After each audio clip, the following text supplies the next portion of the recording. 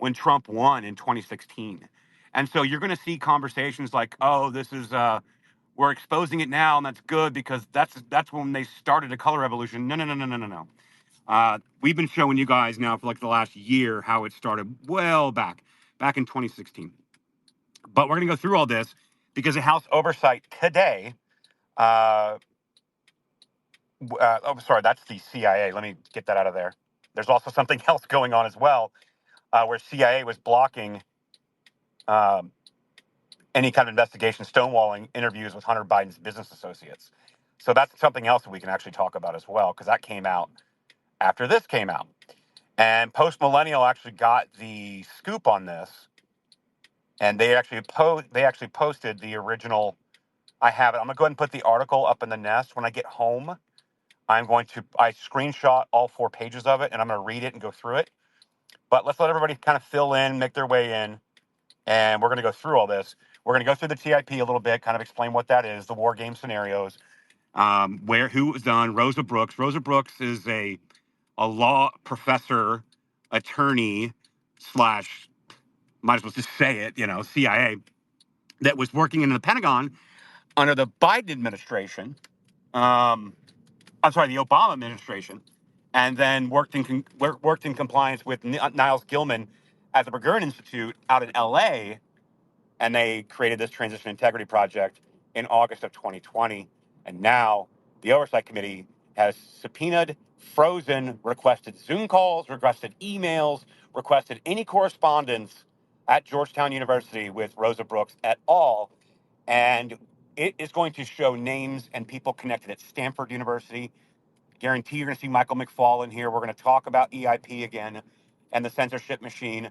All of these people are involved in this. It is a massive, massive, massive thing that has happened today. So I put Post Millennial scoop on this. I caught it like 16 minutes after they posted it. I saw it like, oh, let's go. And so I haven't had time necessarily. I've been really busy today to read the document. So when we get filled in here, I'm actually going to read the document and go through it and try to explain a few things about what's contained in it. But Jen, I'm still driving home. You missed it. I had to start late. I'm still driving home because there seems to be a serious event that doesn't appear to be an accident at the main intersection for me to trying to get home. And so I'm still driving. I'll be home in about 5 minutes so we can get settled in and get started. But yeah, Jen, good to see you. Go ahead. Thanks, Josh. Yeah, I just wanted to highlight Rosa Brooks for a minute because she's very, very close to my favorite person, Norm Eisen. Can't forget good old Norm. So Rosa Brooks was the founder of the TIP, the Transition Integrity Project, and she's a longtime close associate of George Soros and the Open Societies Foundation. She's special counsel to the president at George Soros Open Society Foundation and as a board member of the Open Societies Foundation. And yeah, so there is a whole bunch of stuff about Rosa Brooks, what she's been involved in.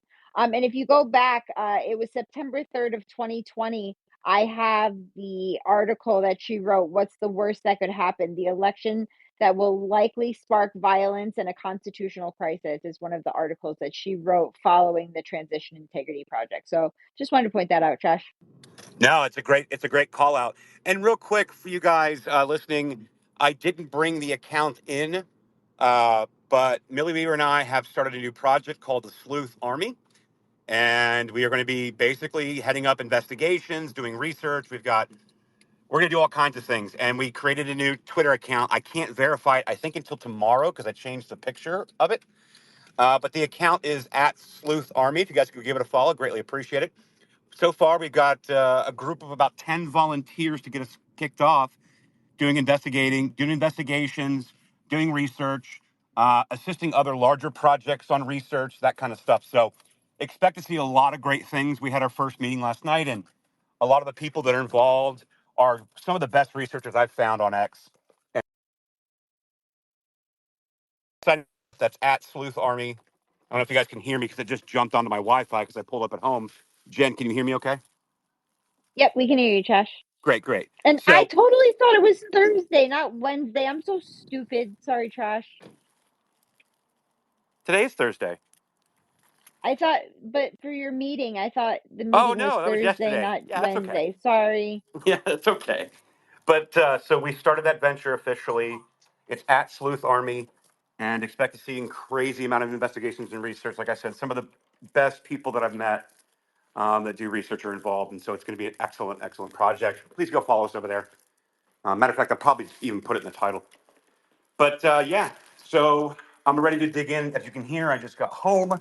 So let me get settled in, Jen, if you want to add something to the topic, and then I'm going to reset and get back to it. Because like I said, there's something crazy happening. It was caused traffic for me late to getting home.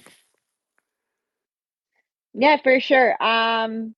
Yeah, just crazy day today, Josh, especially with like the immigration stuff.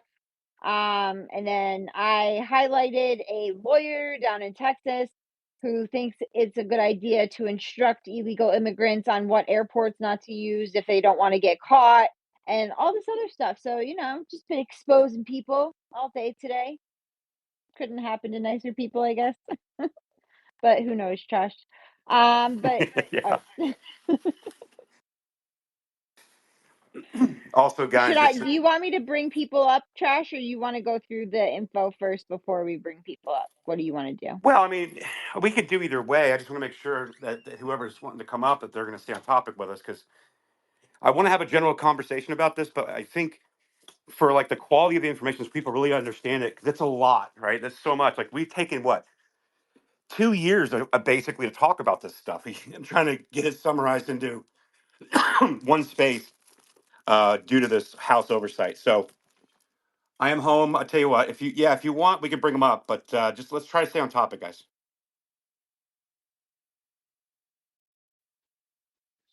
Although NorCal does have as her cover photo an electrified border wall, and I kind of love it. That NorCal, was how are such a you good today? meme. It was such a good meme. How are you, NorCal? Oh, I'm doing great. Thank you. I'm so sorry I pushed the speaker button, but I'm willing and loving to hear your space. Oh, okay, no worries. I just saw you were requesting. I didn't want you to think we weren't bringing people up, but yeah, if you didn't mean to push it, I'll just drop you back down, and then this way Trash can go through the information. So, yeah, thanks for being here. We appreciate you. Thank you. Coyote, you're welcome. Coyote of Wall Street, how are you?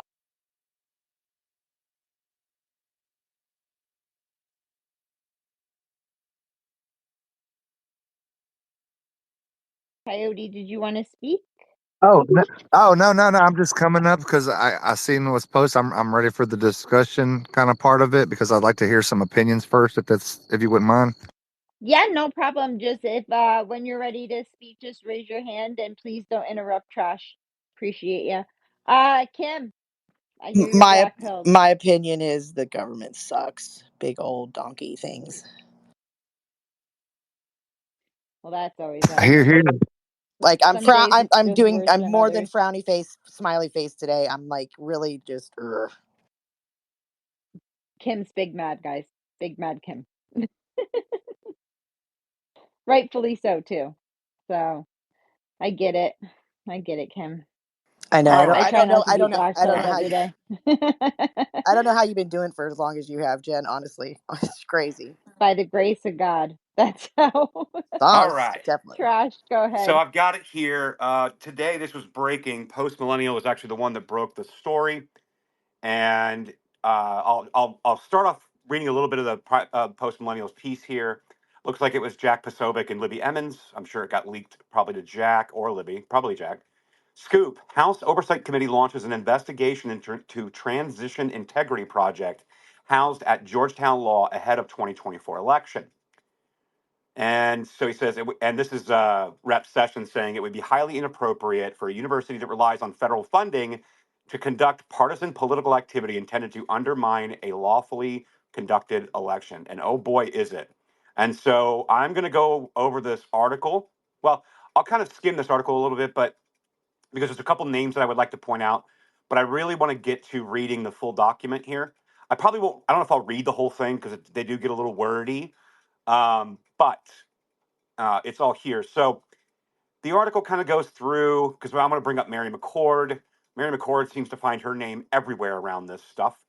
But they led off with this. The House Oversight Committee has officially opened an investigation into the TIP at Georgetown University. In a letter to Rosa Brooks, who is the founder and facilitator of that group, and also Nils Gilman, anyway, I'll go into who Nils Gilman was and Rosa Brooks is. We kind of talked about Rosa a little bit here. Rep. Pete Sessions spoke about the intensity partisan exercise, which he states is intended to sow dissension and subversion regarding American election system and the institution of the President of the United States. In so doing, he cites an op-ed written by Brooks in the Washington Post in advance of the 2020 election called "What's the Worst That Can Happen? The election will likely spark violence and a constitutional crisis." Right? This is what Jen was talking about. And so, and it says here, it was here that she explained the work of the TIP, explaining that her team had built a, quote, series of war games sought out of some of the most accomplished Republicans, Democrats, civil servants, media experts, pollsters, strategists around, and asked them to imagine what they would do in a range of election transition scenarios. And that's when I get into the TIP, you'll be able to understand. Those of you who've been rocking with us, you've heard us talk about it a million times. We found the document in the hub that was connected to the Sunrise Zoom calls that Millie had investigated back in 2020. And this document was in there. We went through it. It read like an intelligence briefing. I swear it did. I was like, Millie, this reads like an intelligence briefing. And you kind of get the picture here when we talk about who's involved, who was doing it, and what they actually did here. Oh, and just to note real quick, fun fact, while I still have you guys' attention, guess, you guys will never guess in a million years, though that you don't know, who played Joe Biden in this scenario war game exercises? Jen, you know, right? It Podesta. was John Podesta. Yeah. And And I so, just want to point out, Trash, that when they say that they brought Republicans in on this, okay, they are not talking about Republicans, people. Okay, they were talking about the Bill Kristol's, Lincoln Project right, pedos of the world. right. Just to be clear. So, not even rhinos, just straight up Democrats that spell it with an R. So, um, but let's take a look at this letter. All right. I think that's a good introduction. Well, one more thing real quick, actually. I need to bring this up too. This is actually really important. So, Major General Paul Eaton, who's retired, was one of the identified participants in the group who, along with two other retired flag officers, Sessions said, wrote op-eds in which they stated that a similar wargaming exercise to TIP should be replicated with regard to the military and making sure that it is under control, end quote. He wants to know who else at the Department of Defense, retired or active, was involved with or contacted by TIP. Executive Director of the Georgetown University School of Law's Institute for Constitutional Advocacy Protections, Mary McCord, was cited by Sessions for her recent comments per NBC that, quote, "We're already starting to put together a team to think through the most damaging types of the things that Trump might do so that we're ready to bring lawsuits if we have to." Right? This is the lawfare. I guarantee you Mary McCord's working with Norm Eisen. This is the lawfare stuff, the 10 different versions of impeachment before Trump even took office in 2016. And I guarantee you that this is the same group, right? These are the same David Brock, Norm Eisen, Michael Teeter, Mary McCord, all of these people that we've been talking about for 2 years now. And just to give you another like finer point, if you guys are new here, Michael Teeter is the director of the 65 Project underneath David Brock, which was the group of attorneys that went after any attorney representing election challenges, the 2020 election representing Trump in those challenges, and tried to get them disbarred in their various states. The same 65 Project that also went after any attorneys who were trying to represent January 6th defendants. The same 65 Project and crew, by the way, who has been trying to get Donald Trump removed from ballots, i.e., the Colorado case. Maine Secretary of State, many other challenges that were brought by crew, ultimately same group as 65 Project. They're all under the same umbrella, Norm Eisen, David Brock, Mary McCord. But the same Michael Teeter, and you guys would really like this one if you've never heard it yet. I actually got like a crazy ban for this one. Pointed out, I noticed in the lawsuit against Fox News on behalf of Ray Epps that same Michael Teeter was actually the one that wrote the cease and desist and was initially on that lawsuit against Fox News on behalf of Ray Epps. Boy, doesn't it ask? It really just begs some questions, doesn't it? And so McCord and those working with her on this project have been figuring out how to nullify the next American president in the event that the people choose Trump. Quote, Please define if Professor McCord and her colleague are conducting this hyper-partisan activity under the auspices of ICAP, which is an entity that is described as a nonpartisan institute within Georgetown University's Law Center, Rosa Brooks, on the ICAP website, Session demands. And please, Sessions' concerns here stem from the NBC News report describing Mary McCord's work with a loose-knit network of public interest groups and lawmakers that is quietly devising plans to foil any efforts to expand presidential power, which could include pressuring the military to cater to Trump's political needs. So this is the narratives they're saying. That's why they want to invoke the military. And so if you go through all of this, it says, this would be intended to suppress Article 2 provisions defining presidential control of the military, Session states, after noting that Brooks had written, quote, about these foundational norms of civilian control over the American military and how it's time to toss them aside. Sessions demands to know of her involvement in this group, quietly devising plans to change or violate the U.S. Constitution. Interestingly enough, Senator Richard Blumenthal of Connecticut made chilling remarks in a recent interview cited by NBC saying, quote, there are an array of horrors that could result from Donald Trump's unrestricted use of the Insurrection Act. We're going to be revisiting this in just a moment, guys, because this is the TIP. I'm going to talk about this very specifically, and we're going to talk about some dates, and then we're going to figure out, wait, what insurrection? What do you mean? Because this report was written in April of 2020. What insurrection? Oh, it wasn't Trump. A malignantly motivated president could use it in a vast variety of dictatorial ways unless at some point the military itself resisted what they deemed to be an unlawful order, but that places a very heavy burden on the military. So here's the letter to Rosa Brooks, Associate Dean for Centers and Institutes, Scott K. Kinsberg, Professor of Law and Policy at Georgetown University School of Law. Dean Brooks, I'm writing you regarding your publicly identified role as a founder and a facilitator of what you name the Transition Integrity Project. As our nation prepares for the 2024 presidential election, the work of TIP has been brought to my attention. Oh, we know. And as an intensely partisan exercise intended to sow dissension and subversion regarding the American election system and the institution of the President of the United States. These objectives are clearly apparent in your September 3rd, 2020 opinion piece in the Washington Post titled, quote, what's the worst that could happen? Baseless accusations, such as those made in the aforementioned piece, which was published before the first vote was cast in 2020 presidential general election, are harmful to public confidence in elections. I am particularly concerned by the activities of TIP in 2020 and any similar endeavor in advance of the 24 election because this exercise seems to have been administered adjacent to the Georgetown University Law Center. As you know, Georgetown University operates as a 501c3. Jen, what have I been yelling about for like the last 2 years? How we take these people down is they're all operating under 501c3s and they're being partisan. This is how you take them down. Nonprofit organization that receives hundreds of millions of dollars in federal funding every year. It would be highly inappropriate for a university that relies on federal funding to conduct partisan political activity intended to undermine a lawfully conducted election. I'm seeking to gain a comprehensive understanding of your 2020 wargaming project, which is TIP, its work, and its conclusions. I have all the conclusions for you, Mr. Sessions. At this time, I am writing to you with specific requests. A, please provide a full list of TIP members, staff, consultants, and anyone who interacted with the project during its period of operation. Oh, let me be clear about what this is. So we named some of the names that were involved in TIP, but let me read this first sentence again, because this is leading to Sunrise Zoom calls, guys.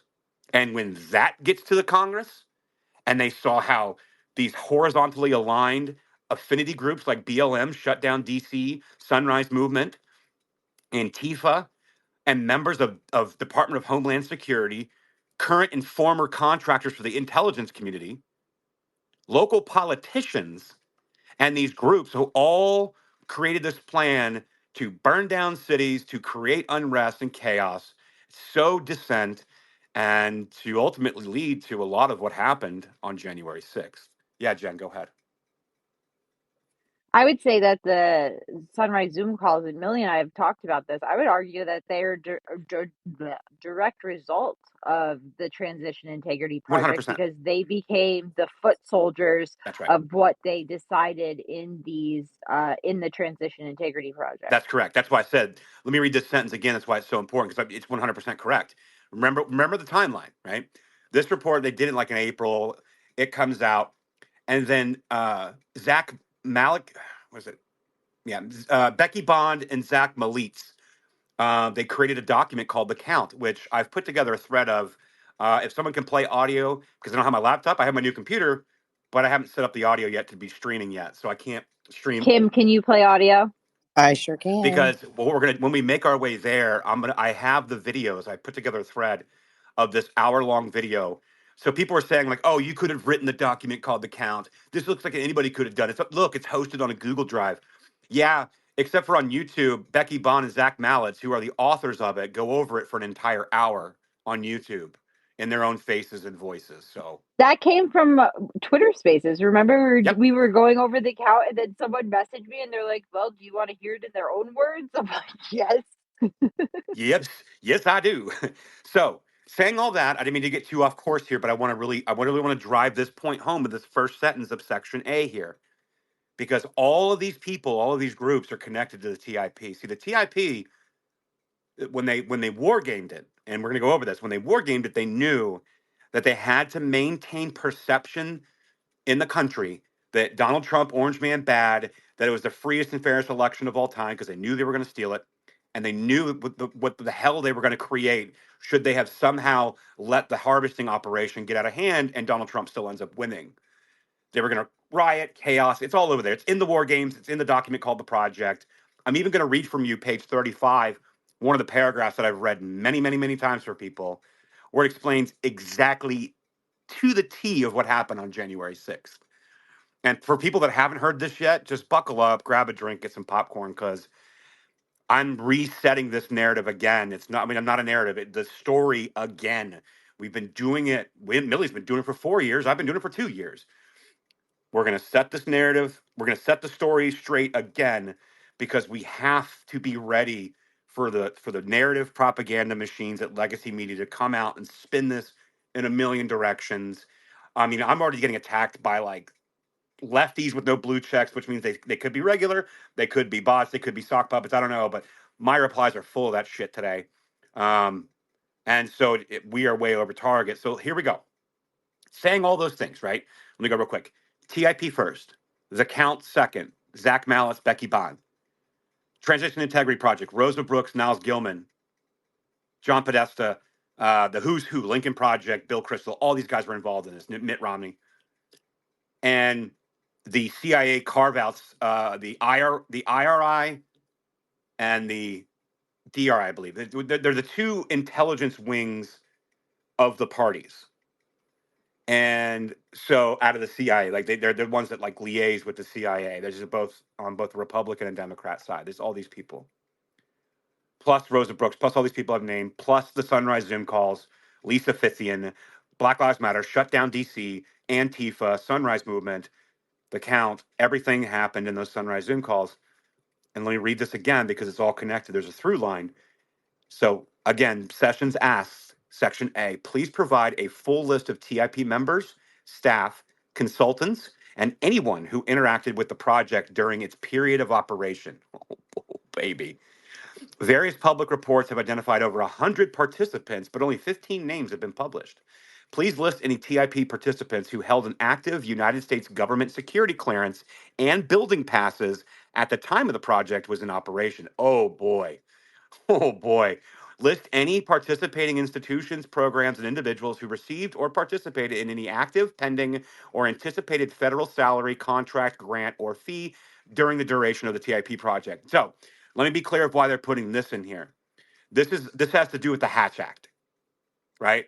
So like part of the Hatch Act, this is why Millie and myself and Jen did a Hatch Act primer space before going through the Feds for Democracy Now story, was because you need to understand what the Hatch Act is, because they do make differences. They say, well, if I'm a government employee on my off time, I can be political, but not while I'm being paid, or if I have security clearances, or individuals that during like work hours or whatever, or that received grants, federal grants, that are operating under a 501c3. Let me read this one more time. List any participating institutions, programs, and individuals who received or participated in any active, pending, or anticipated federal salary, contract, grant, or fee during the duration of the TIP project. This is Hatch Act stuff, guys. Huge, huge. Please list the employee and employers of any TIP participants, specifically to the extent the employers are funded by congressionally appropriated funds. Please list any participants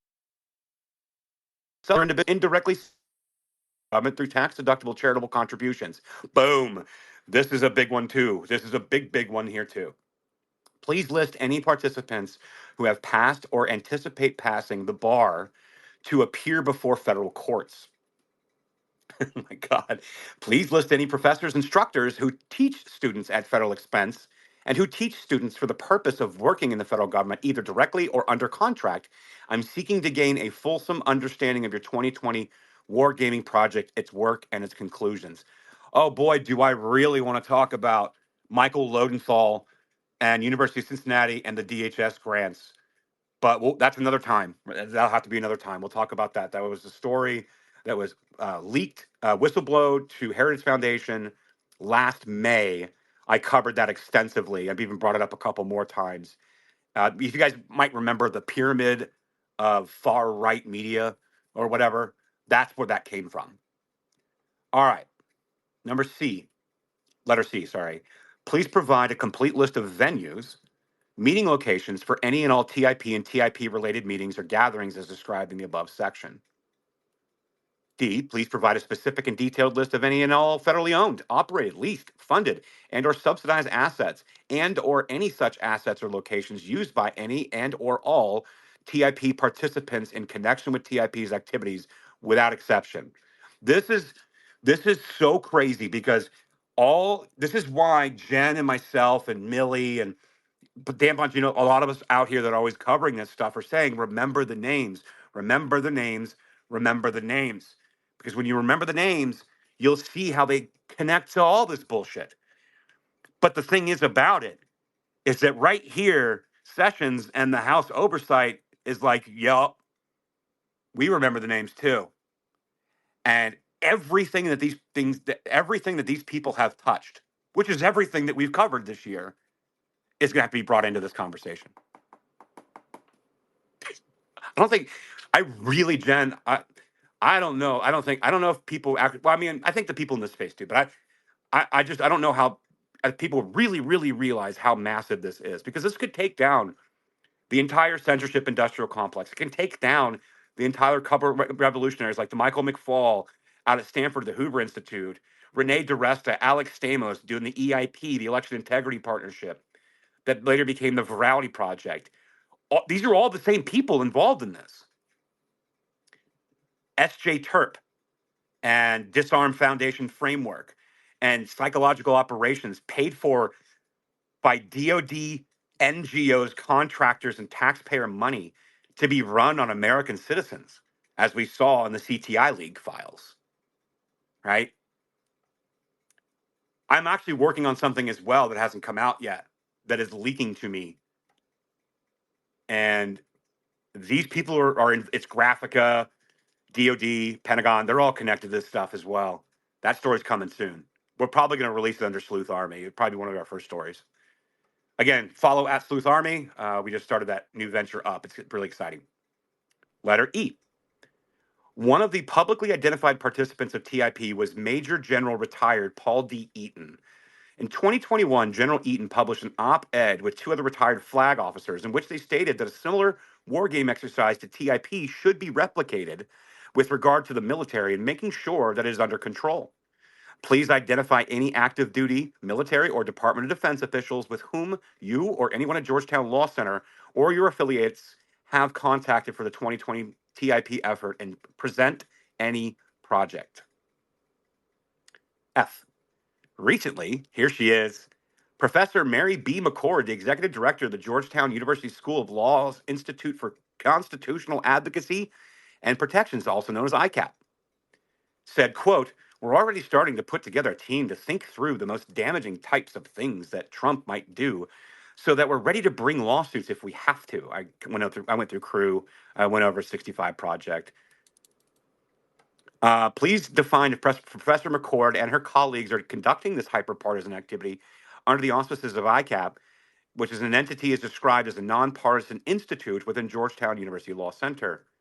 On the ICAP's website, In your response to this inquiry, please articulate if any current faculty or staff at ICAP participated in the TIP in any way and the nature of projects resembling TIP that are currently being conducted through ICAP. Please explain if you're involved in this project, described by NBC News as a loose-knit network of public interest groups and lawmakers quietly devising plans to suppress Article 2 provisions defining presidential control of the military. As you may recall, in your 2017 book, you wrote about these foundational norms of civilian control over American military and how it's, quote, time to toss them aside. As mentioned, Mary McCord intimated that ICAP is helping lead this effort. And as Associate Dean for Centers and Institutes, you are McCord's supervisor. And I'm interested to know of your involvement in this group. This is them talking to Rosa Brooks, by the way. In closing, I advise you to preserve all work product and communications from the 2020 Transition Integrity Project wargaming exercise. I noticed that your website is no longer operational, and the report of TIP's work is only found on other sites. My request for preservation of records includes all documents, electronic records of any kinds, including emails and texts and any videos or audio recordings of your project and any other materials related to its work. I respectfully request your prompt response in compliance with these requests by close of business April 19th, 2024. Mark your calendars, folks. Buckle up. Instructions to send these materials will be included in the enclosure. Signed, Pete Sessions, Member of Commerce. CC Adam Adler, Vice President General Counsel, Georgetown University. William Traynor, Dean of Georgetown University Law Center. John DeJoa, President of Georgetown University. Members and Board of Trustees. Woo boy. Woo. This is spicy. Go So ahead, Trash, Kim. you when you got sidetracked there for just a second, you missed one of the lines, and it's really important. It says, I am interested to know of your involvement in this group quietly devising plans to change or violate the U.S. Constitution. Please also list participants in the project referenced in the NBC News article. Yeah, it's kind of a summary of what they were saying, but yes, thank you for catching that. Yeah. So that's that.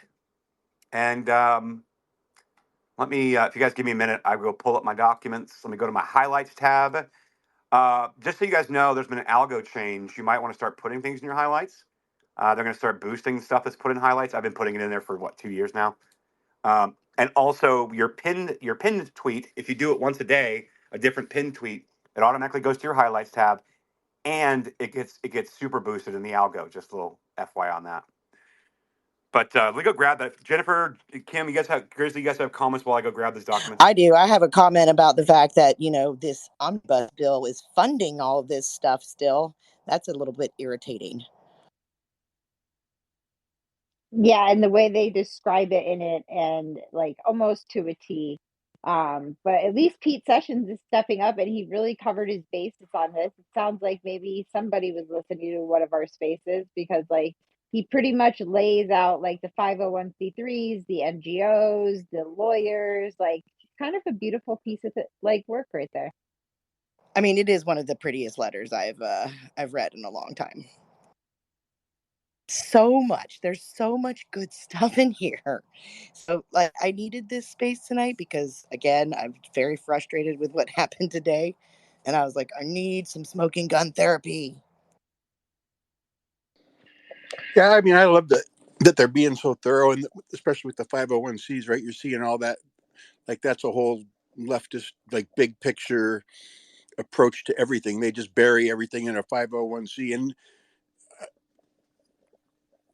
well, I'm not even going to go down that road, but it's great that they're covering all this, and Sessions is doing a great job and being very inclusive.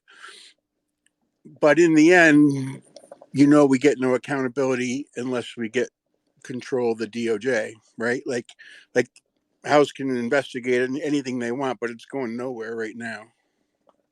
They're just laying the groundwork for when we actually can do something about it. I get it. This will all be that's done. prudent. That's absolutely prudent. Okay, Trash, are you there? I saw you unmute. Yeah, I've been here. But so well, yeah. Listen, we don't control DOJ. We don't control the executive. We don't control the Senate. Um, the only thing we have is the House and the committees. This is exactly what needs to be done. And again, there. What this is going to do is it's not going to just. It's not just that. Okay, we talk about it and we fight back and forth in Congress and we fight back and forth with narratives and people on the internet and legacy media. This puts a stop to the activities. This freezes all of the people that are being subpoenaed and associated here. And these are all the same people that are involved in all the other activities that we've been highlighting for years. And when you do that, that's going to stop a big piece of them moving forward. And Millie's working on a story right now that's going to come out of what they're already doing and moving for 2024.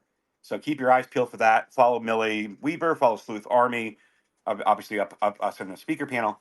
We'll go through it. Also, so the TIP, I put all the documents up in the nest. This was from a space we did again June of this year, or I mean, sorry, January of this year, where we cover a lot of this stuff. But you can see the Transition Integrity Project document, and the war game exercises are all there. What I'll probably end up doing here is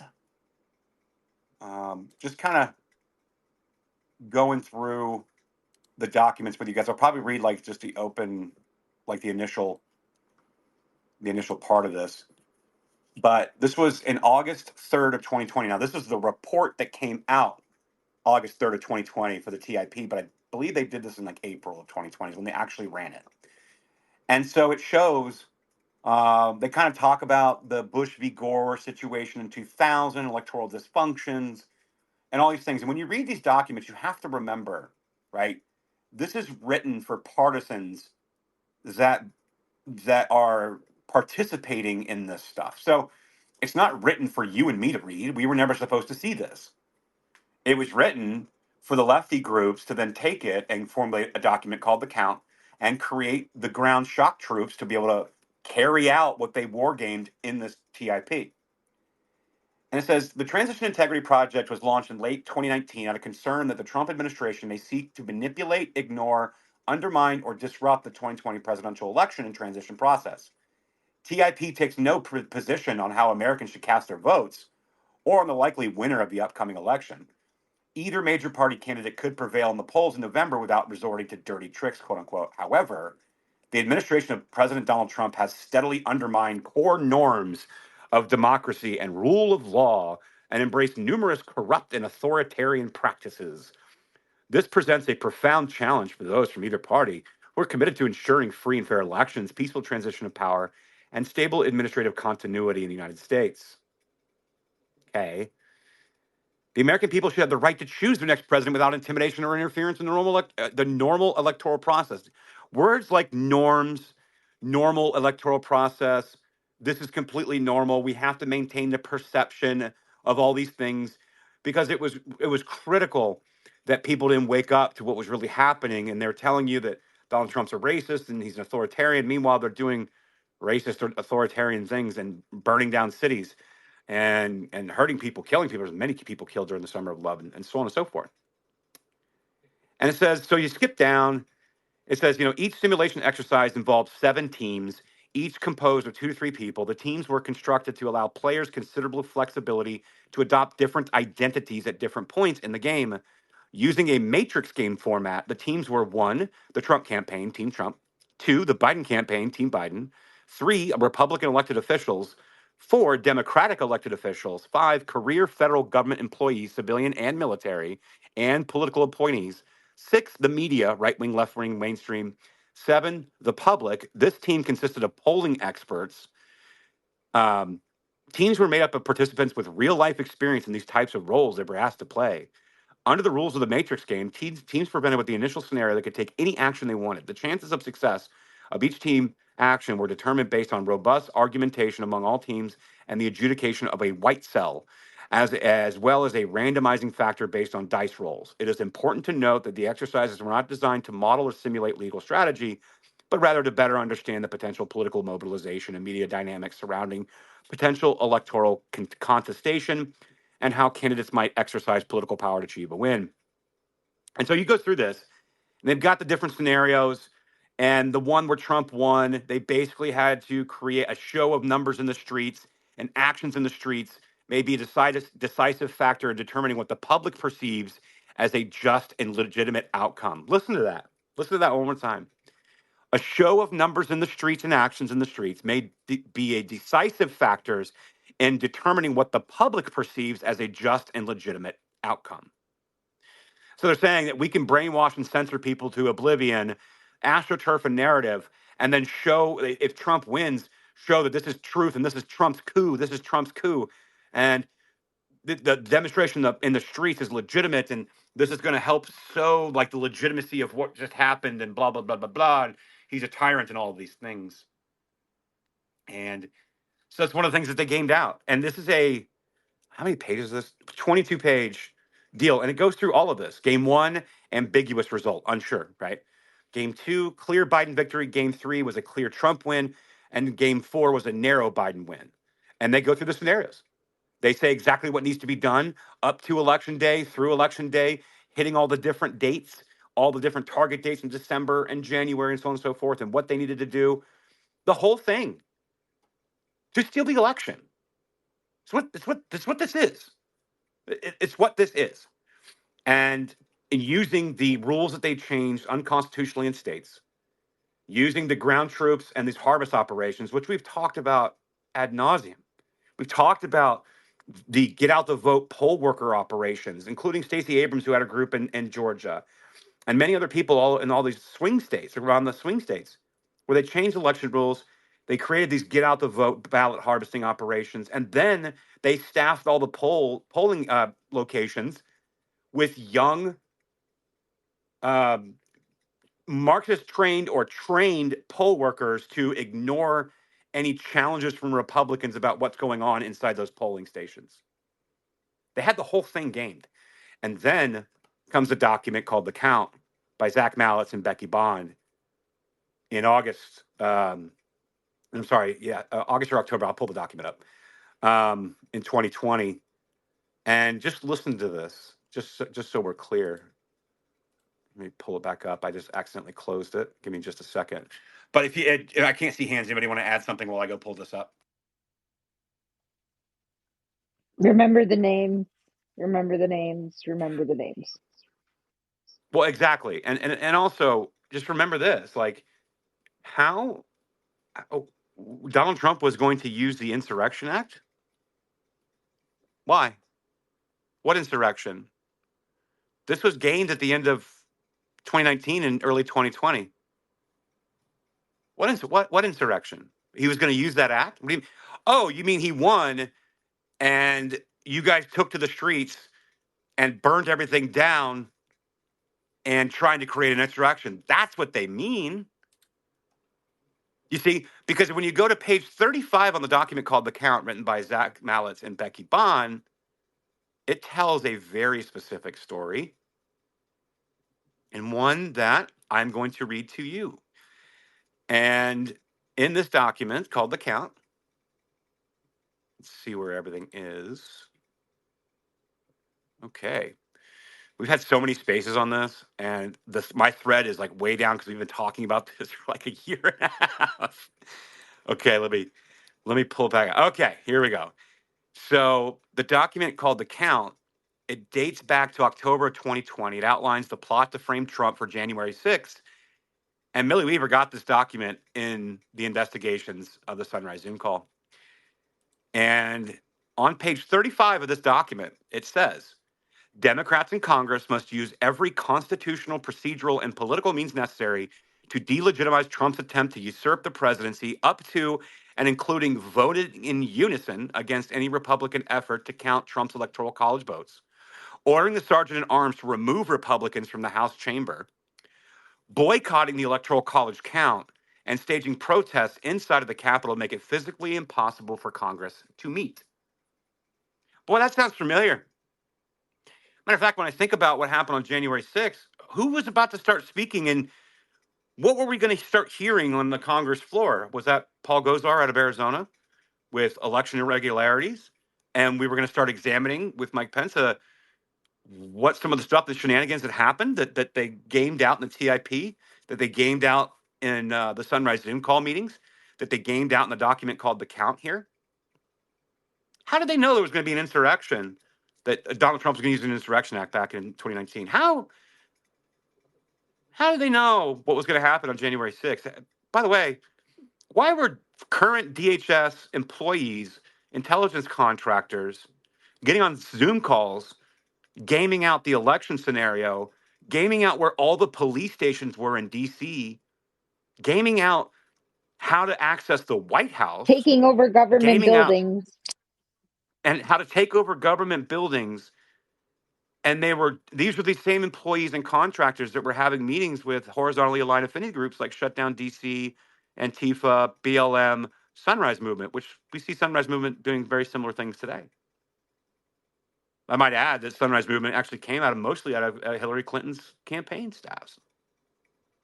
And the document called The Count, and a lot of the people involved with TIP came out of Bernie's camps. They ran his campaign. Huh. Interesting.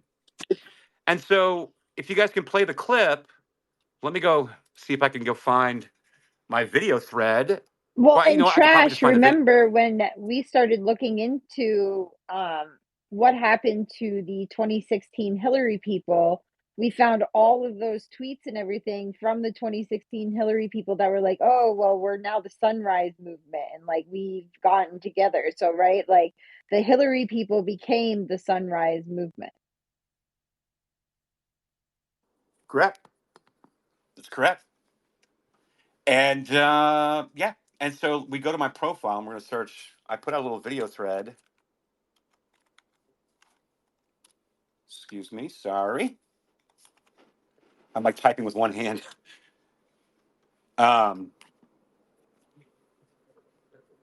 Okay, let's take a look. Oh, I wish the search was so much better on the computer than it is on the phone. So let me go grab it out of my. It's gonna be a whole lot easier if I do it on the phone. They really need to fix the search function here.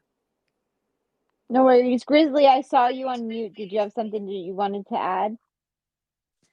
I was just thinking that I'm not sure. I guess after Sessions gets his reply and they have a hearing, they can actually use the basis of this to squash any funding going to Georgetown, and that's pretty significant. Like, I mean, Georgetown's not going to miss payroll because of it, but it definitely puts the brakes on a whole bunch of stuff. Like, well, and honestly, like our concentration needs to be like, yeah, do all these people need to be brought to justice? 100%, right? Do some of them belong in jail? 100%, right? But if we don't defund and stop what they're doing and playing out the same playbook in 2024, we're not going to ever be able to bring these people to justice, right? So we need to stop what they're doing now, and then we can go back and bring justice to the people that need justice. But I see what you're saying. Thanks, Grizzly, for that. Trash, are you back?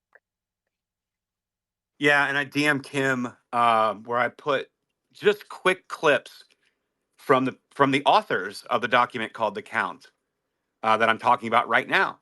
And so you can tell me all you want that I wrote this document. The problem is I've got their faces and names that they did it. This was on YouTube. It only had like 300 views since 2020, but we got it. Kim, are you prepared to play it? I am. So if you could just go through, actually, matter of fact, let me see what I sent you, because that first clip from Dan Bongino that I attached it to actually might be useful. Let me take a look and see what that is. 1 second.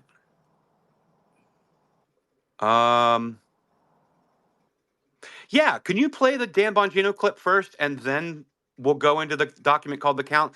I've got it looks like I've got 4 or 5 clips from that podcast where they're going through, minute by minute of exactly what election day leading up to the election and what they need to do. I'm looking for the Dan Bongino one. It's just attached. If you go to the post, you just scroll up. Oh, there we go. Okay. They knew Trump was probably going to get out to an early lead and likely win the election. They knew it. So they said, if we're going to steal this thing, how do we pre-bunk the election and get a narrative in people's heads before? That way, when we do it afterwards, we can go, oh, no, that doesn't look unusual that he lost these states with late night counting. Look, we already told you it was going to be the red mirage. Here's the Guardian. Red mirage, the insidious scenario if Trump declares an early victory. Look at the date. Forget what it said. Who cares? Look at the date. October 31st, 2020. When's the election, Joe? November. Oh. They were already pre-bunking the election. They already had this plan. They knew they were going to lose, and they already had this plan. They knew mail-in ballots were subject to mass fraud. Why? Because, ladies and gentlemen, they wrote about it. Now, this is the part of the show where please, I encourage anyone out there, I don't want to use the word steal. Please help yourself to this content. It's not mine. I don't need credit. I don't care who gets credit, but it's really bothering me how many people out there have not read these articles I'm about to show you and these pieces in advance to show you that the left was already advertising to themselves and aware that mail-in ballots created an opportunity for fraud and for them to steal an election. They already knew. Anyone telling you that it was the most secure election in American history in 2020, and the left had no idea that there could be mail-in ballot fraud if because of COVID they switched to a mail-in ballot election. By the way, Sorry, despite what CISA told them. Remember that thing we did about CISA, that cybersecurity agency there that told the government there's no risk to in-person voting. You guys are basically making this up, and they did it anyway. They needed the mail-in ballots because mail-in ballots were prone to fraud with twice the rejection rate. How do we know that? Don't take my word for it. Never take my word for it. Do your own fact checks, real fact checks. Just read the New York Times. How many times I got to put this article up? This is the most important article you will ever see. This is the New York Times, an article by Adam Liptak. Look at the date, folks. This is over 10 years ago. This is, gosh, man, folks in the chat, am I wearing you guys out with this piece? I hope not. All right, perfect. Kim? Perfect. That's what I need to play because it sets the table for what we're about to hear. Notice how Dan was using the published articles from Legacy Media to say the same things. I've laid out the case from TIP. Now, mind you, remember the date of that Guardian piece that he's talking about, October. The date on the 20th. The date on the TIP is August 3rd. So you can see the progression, the through line from TIP to the document called The Count, Sunrise Zoom calls, the Guardian piece on the 30th, the piece that came out of Shapiro before he became governor, warning Trump about sending alternate slate of electors to D.C. and how he will prosecute if he gets anybody on that side to do that or that challenges the election. That came out October 29th. Okay? So think about this, right? And then you heard that piece from Dan. Now, this next part that's here is the random YouTube with 300 views that we found that actually spells out the document called The Count by the two authors, Becky Bond and Zach Mallitz. And it says, on the heels of the Transition Integrity Project that came out in August of 2020, a plan called The Count was created by Zach Mallitz and Becky Bond. The Red Mirage, notice he is firmly confident. Notice he is firmly confident once every vote is counted, Trump loses decisively. How would he know that in October is my question. But let's go ahead and take a listen to it. So go ahead and play that clip, Kim, please. In relationship to the timeline that I just laid out. Perfect. So an important piece of context is what we call the red mirage. So unlike most recent presidential elections, we are not likely to know the winner on election night. And this is significant because there's a partisan disparity in who votes by mail, right? So Democrats are far more likely to vote by mail than Republicans are. And so in a close election, it's possible that Trump will lead on the election night returns because the in-person voting is counted faster and the in-person voters are more likely to be Republicans, even though once all the ballots are counted, he'll have lost decisively.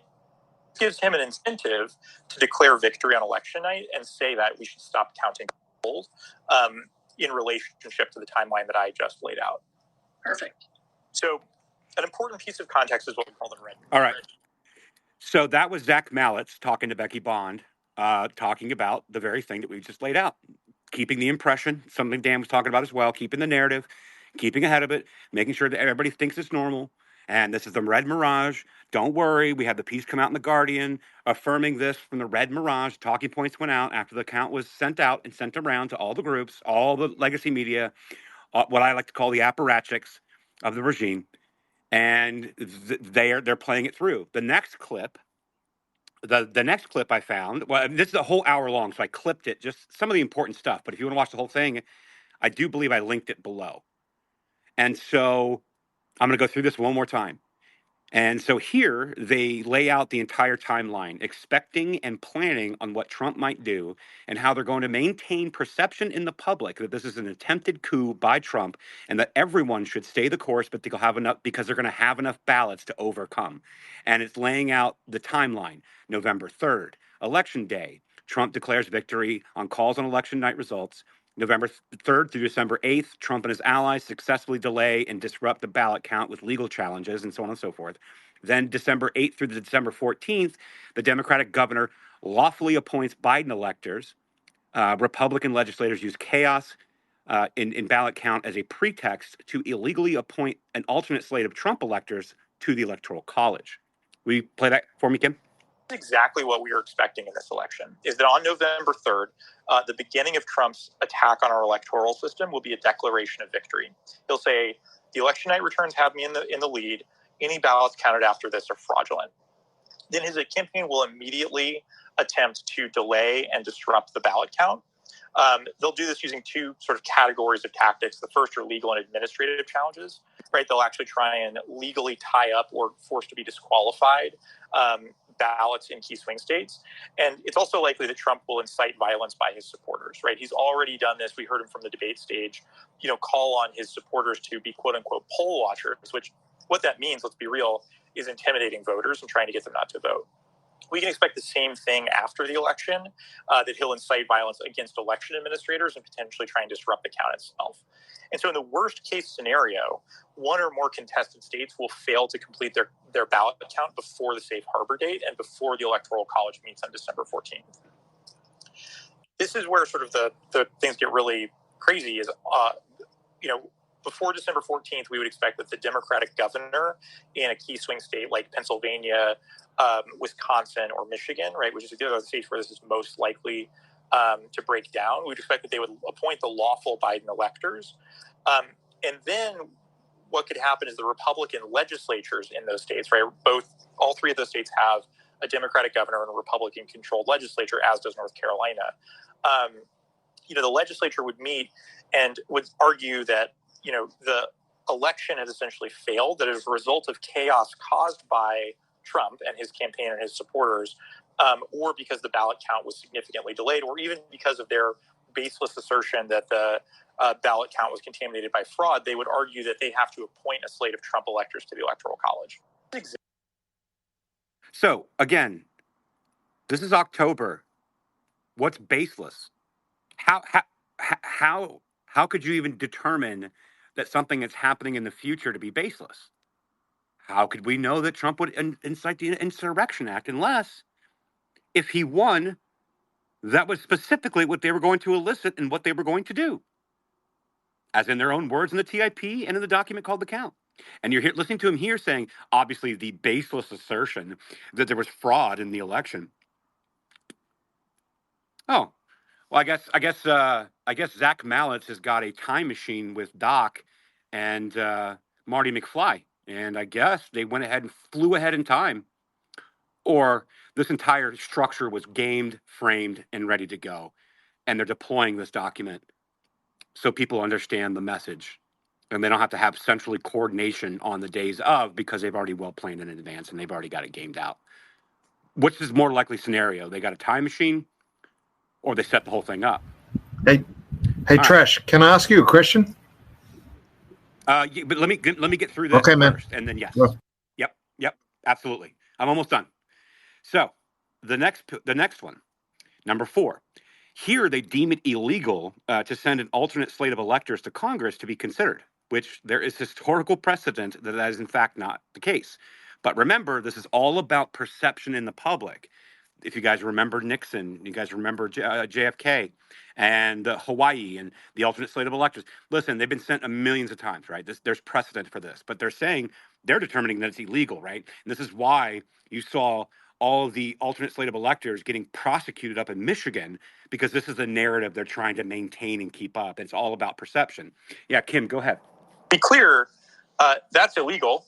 They're not allowed to do that. But as I'll talk about in a minute, that may not be enough to stop this from causing a constitutional crisis.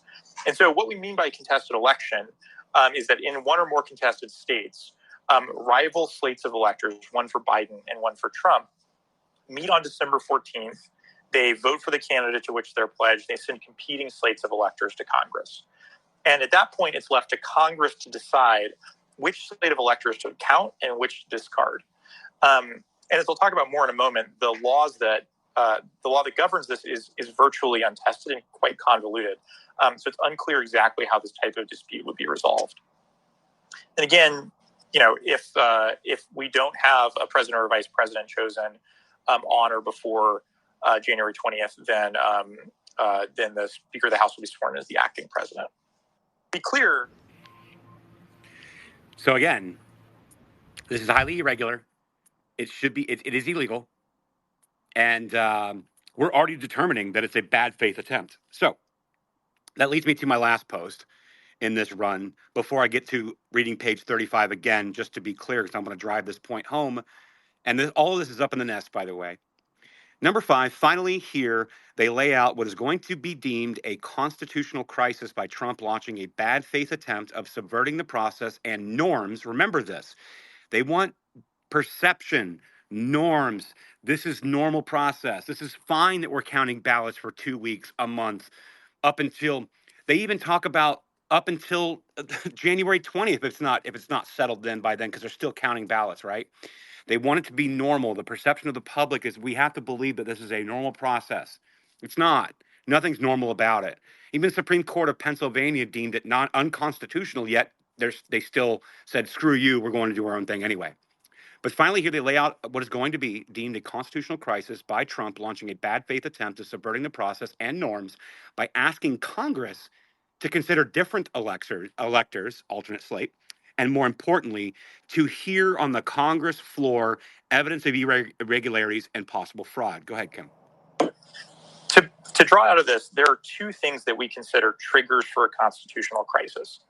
The first is if Trump and his allies launch a bad faith attempt to prevent every ballot from being counted, right? So, the media may treat, Trump's lawsuits and administrative challenges or violence by his supporters as random or as a legitimate dispute over the legality of ballots. But we have to be clear, if the Trump campaign, as we expected to, launches a coordinated attempt to suppress votes from being counted, that is not a legitimate campaign tactic or something that happens within the realm of an election. That is an attack on our democratic system, and we consider it one of the triggers for a constitutional crisis.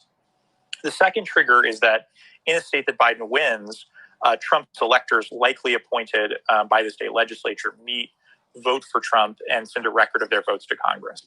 Right. So this is either a bad faith attempt to suppress ballots or an illegal attempt to appoint Trump electors in a state that Biden won. Those are the 2 constitutional crises that we look for. And at that point, this stops being an election and becomes an attack on our democracy and a fight to defend the Constitution. Who is suggesting that's possible? That is Zach Mallitz and Becky Bond. They are the authors of a document called The Count. They're the ones that's presenting the document on this YouTube video. And this is all a genesis out of the Transition Integrity Project war game exercises that now Congress is subpoenaing and requesting all records of and anything associated, anything attached to. And they gamed out entire election process, how they were going to steal it, how they maintain perception. And then this document here, The Count, was designed to go to the ground troops, the shock troops, to protest, to riot, to occupy Congress buildings, to go after the White House, to know where all of the police stations are in DC, and these are all the horizontally aligned affinity groups. This was their marching orders. This was their plan, and they're laying it all out, and they're convincing them that any challenge to the election, any questions about ballots, any questions about election irregularities are actually baseless, unfounded, unconstitutional, and a constitutional crisis. Okay. Can I ask a question? Yeah. Just a really quick one. So you're suggesting that regardless of whether or not the election is legitimate, there is an intent by the left to create a scenario where it appears as though the right is trying to do something unconstitutional. Is that correct? I am not suggesting. I am reading their own words and their own documents and listening to their own voices. Yes. Okay. So let's assume that the left is assuming the right is going to do something unconstitutional, which I'm an Australian. I've been here for a dozen years, right? I've never seen the right do something unconstitutional. I've seen the left do it plenty of times, but I've never seen the right do it. But let's assume they did it. No. Dude, he's trying to stop You're missing the point. Hold on a second. Just let him talk. You're missing the point. You're missing the point. No, you're missing the point.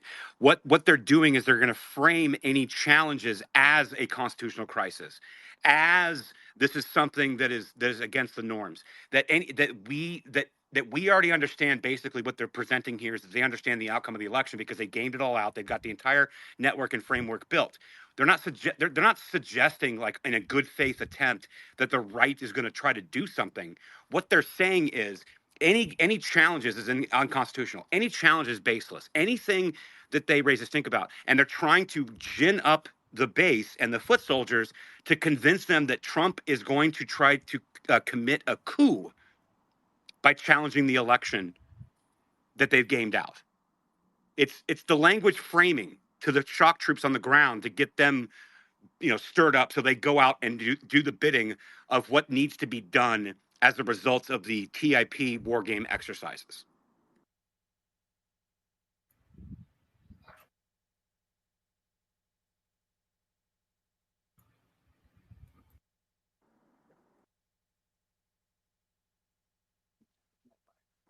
If he's talking, I can't hear him. I can't hear you. Oh, there you go. I think we're good now. I can't hear him. I can't hear him either. Can you guys hear me? Now okay. Okay. Some mysterious third party is muting me. My question. Oh yeah. So my question is not I understand everything you guys are talking about. I'm 100% behind you. I come from Australia. In Australia, we're in a situation now where we went from a point where Australians were proud and independent and we were passionate about who we were as human beings and our culture, and now we're some sort of fucking gray mix of nothing, and our culture is destroyed, right?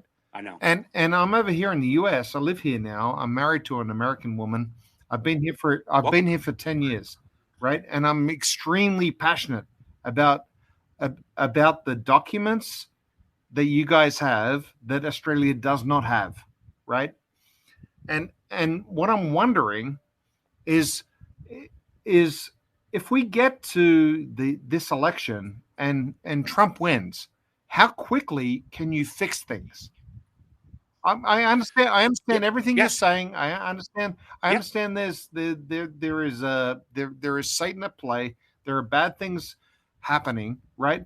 But I was on a call with General Flynn about 2 hours ago. I was listening to him. Man, I love that dude. Yeah, my friend Tracy was over there. I would if I could give him my vote for the next 100 years, I would give it to him, right? But how do you stop this fucking evil that is in this country? I've got I've got an answer Okay, for you, my friend. please. And by the way, welcome. I'm glad Thank you're you, here. sir. I'm glad you've chosen our country. I love when we have naturalized citizens and immigrants that come to the country legally. So I appreciate you. I'll give you an answer. Actually, matter of fact, I've covered this at great length. So I don't know if you're familiar with this. What I'll do here is I'll go into my profile and grab it. There's a plan put together, and it was about 70 to 80 different organizations, NGOs, think tanks, mainly centered around the Heritage Foundation. The Heritage Foundation is one of my favorite groups. I work with them a lot on stuff, or I bring a lot of the things that they're working on at the Oversight project within Heritage, and Mike Howell, and a lot of the stuff that they're doing with lawfare over there. And they've got a plan for 2025 called Project 2025. Now, what this is essentially, let me give you the abridged version of why and what this is. Uh, So is this Trash talking? I can't tell who's talking. Yeah, that's me. Yeah, that's me. Okay, go ahead. Sorry, Okay. I can't Yeah. see you talking. So Oh, okay. Yeah, no. Can you hear me? yes, I can hear you. I just couldn't tell who was talking. So yeah, go ahead, sir. No problem. Yeah, of course. Thank you. And so Project 2025, what it is. Just to give you an abridged, quick elevator pitch. When one of his legacies that he wanted to have was something that lasted beyond his presidency. And so what he did was he created essentially the modern, what we would call the deep state now, the administrative state. And the reason he did this is he wanted to have a long-lasting legacy. And what he did was he basically worked with a bunch of intelligentsia and professors and experts, quote unquote, at various different universities that were deeply steeped in European monarchies, and they came up essentially with what we would call modern, the unconstitutional fourth branch of government, right? The permanent expert class, and that is what the deep state really is. And in 1978, there was an act passed by Congress called the office of it was something like the office of well, anyway, in 1978 during they passed an act that established the office of personnel management. What this was designed to do, because the administrative state, much less to a degree that we deal with today, they're basically a part of all of this. It established what was supposed to be a check and balance on the administrative state. That's what the office of personnel management was supposed to do. And essentially, that was also compromised by many people who are deep staters, permanent bureaucrats, unelected officials. And they created these layers. They created these multiple layers between the president, his cabinet officials, and then the departments that they're there to oversee. And that is what we're dealing with. The same reason that we have the National Security Council inside the White House, which is going to be taken out as well.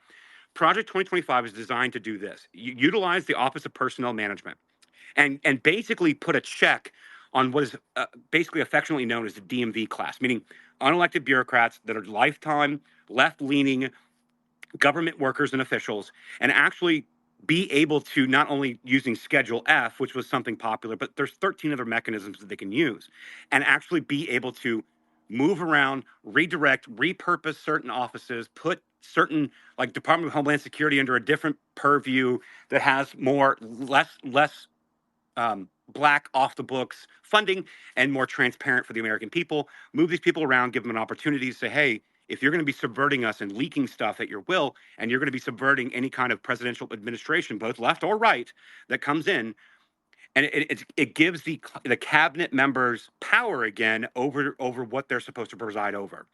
And that plan is in place, and it's about 970 pages. I've read it all. I've had several spaces on this, including people whom are suggested for this project in 2025, should the next incoming president be Republican. At this point now, Trump is obviously the nominee through the primary process. And so should he win, they would put this plan in place. It works in conjunction with America First Legal, America First Policy Institute, and Stephen Miller and all those guys. And so the first 100 days of the presidency, they put the policies in place to bolster the Project 2025 plan to actually whittle down, get rid of these people that are in these unelected positions within the government that have created this overwhelming blob in conjunction with the national security apparatus and be able to get the power back to the executive that was supposed to be there and undo what FDR did as a legacy, quote unquote, for creating an expert class. So you're asking what we can do about this. Right now, the only thing that we can do about this is having the committees and the investigations, which we are doing, because we don't control the Senate, we don't control the executive, and SCOTUS is SCOTUS. So only thing we can do is hold these committees, expose these things, and have the hearings. And so I've been working with members of Congress up on the Hill to provide them a lot of this information. Some of my other friends are probably going to be testifying in the upcoming weeks and months on this stuff and exposing all of these things. But that is the only way that we're going to be able to get a handle on this, is actually using that plan. I'll put it down in the chat for you to review. I put together an entire thread that explains the entire thing. It's very simple. I've got video. It's very easy to ingest. Trash. Can I make a very simple point? A very simple point. That the people are benefiting from an environment very, very rarely will rebel against it. Can you hear me? Yeah, but I mean, who's Bennett? Who you know? Cui bono, no. Who are you talking about? I'm talking about both sides of politics benefit from an environment whereby they take donations from people who don't necessarily represent their constituencies in order to ensure they get voted in again, right? Like, I'm not gonna like put us out on a barbecue. Okay, hey, let me give you a little pro tip here. Okay, you're really pissing Trash off because he hates to be interrupted. I love so Trash. Like when he tries to like chime back in and answer your question, just let him talk and then you can talk again. But we can't like have the talking over. Well, seriously, no. I didn't interrupt you, did I? Did I interrupt you? No, not at all. Okay, so but I would say this, and I know what you're saying, and I agree with you, because I've been dealing with people saying, okay, great, you're showing this information, now what? For like the last 3 years, right? And I haven't stopped. I'm not giving up, and I continue to bring the receipts and work with members of Congress. But I'll tell you this: one of the things that happened during that speaker race, and this is why I had many Congress people come to my spaces to talk about this during the speaker race, before the speaker race, the motion to vacate. There has been a power shift change, and we saw what happened at the RNC. We're also seeing the people who controlled the purse of the establishment that were benefiting the most on the right are exiting in 2024. One already left now as a big FU to all of us that are trying to get rid of these people: Ken Buck, Kay Granger. Kevin McCarthy has now completely capitulated to Trump. Is like, whatever I need to do, I'll be in your cabinet. I'm here, whatever. We are shifting it back. I understand your concerns, and you're 100% correct. But all the things that, but again, I am also watching it, and I'm watching the members of Congress who had control of these large purses: Kay Granger, Ken Buck. Many of these people who were Republicans in name only said, nope, I'm out. I'm not going to seek a re-election. Joe Manchin's out. He's not seeking re-election. He's a swamp creature. The demographics are changing, and we're going to have to fight this immigration. We're going to have to fight this border problem, because they are adding additional seats to Congress by the census because of it. But I agree with your question. I understand your sentiment. I've been fighting the black pillars, and I'm not saying you're black pilling, but I've been fighting the black pillars now for 3 years. I'm trying to keep everybody positive by presenting what is actually going on by the people putting it together. And I can tell you that it is shifting. The demographics are changing, and that's why we're seeing out of the House to begin with. It's a fair question. It's not unfair. Can I ask you one more question? Yeah. Can you hear me? I show us. Yeah. I show us censored on my computer. You sound good. Okay. Let's assume. Okay, this is my fantasy. We're here in November, and Trump gets in. We have a majority. We actually take a majority in the Senate, and in the House we like roll them. We absolutely fucking roll them, because everybody is sick and tired. Even the Hispanics, even the blacks. Everybody is like, like done. And we get to a point where we have absolute ability to change things. What are the first 2 or 3 things that we need to do? I'm just going to tell you this right now. I put my thread for Project 2025 up in the nest. Everything's there.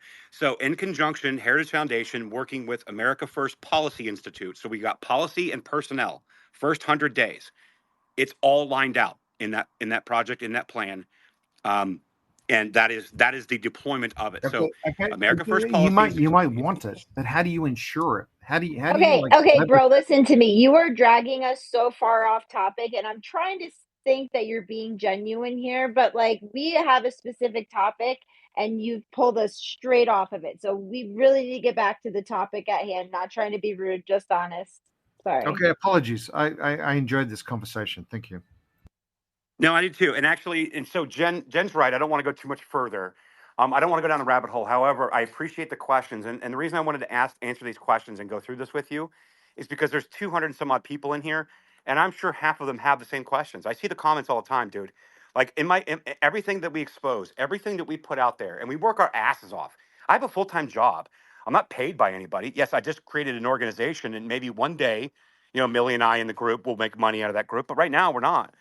And so my social life now has become over the last, well, since I got banned finally and then went after the censorship industrial complex the last 4 years, my social life, I've shifted. I don't really want to talk to anybody at the bar anymore. I want to talk to people on the internet. I want to work with people, collaborate, and put this stuff out. And so we work our asses off. I have a full-time job, plus I do this full-time, plus spaces and present it full-time, and then also talk to congressional people to get this stuff to them, which they are using.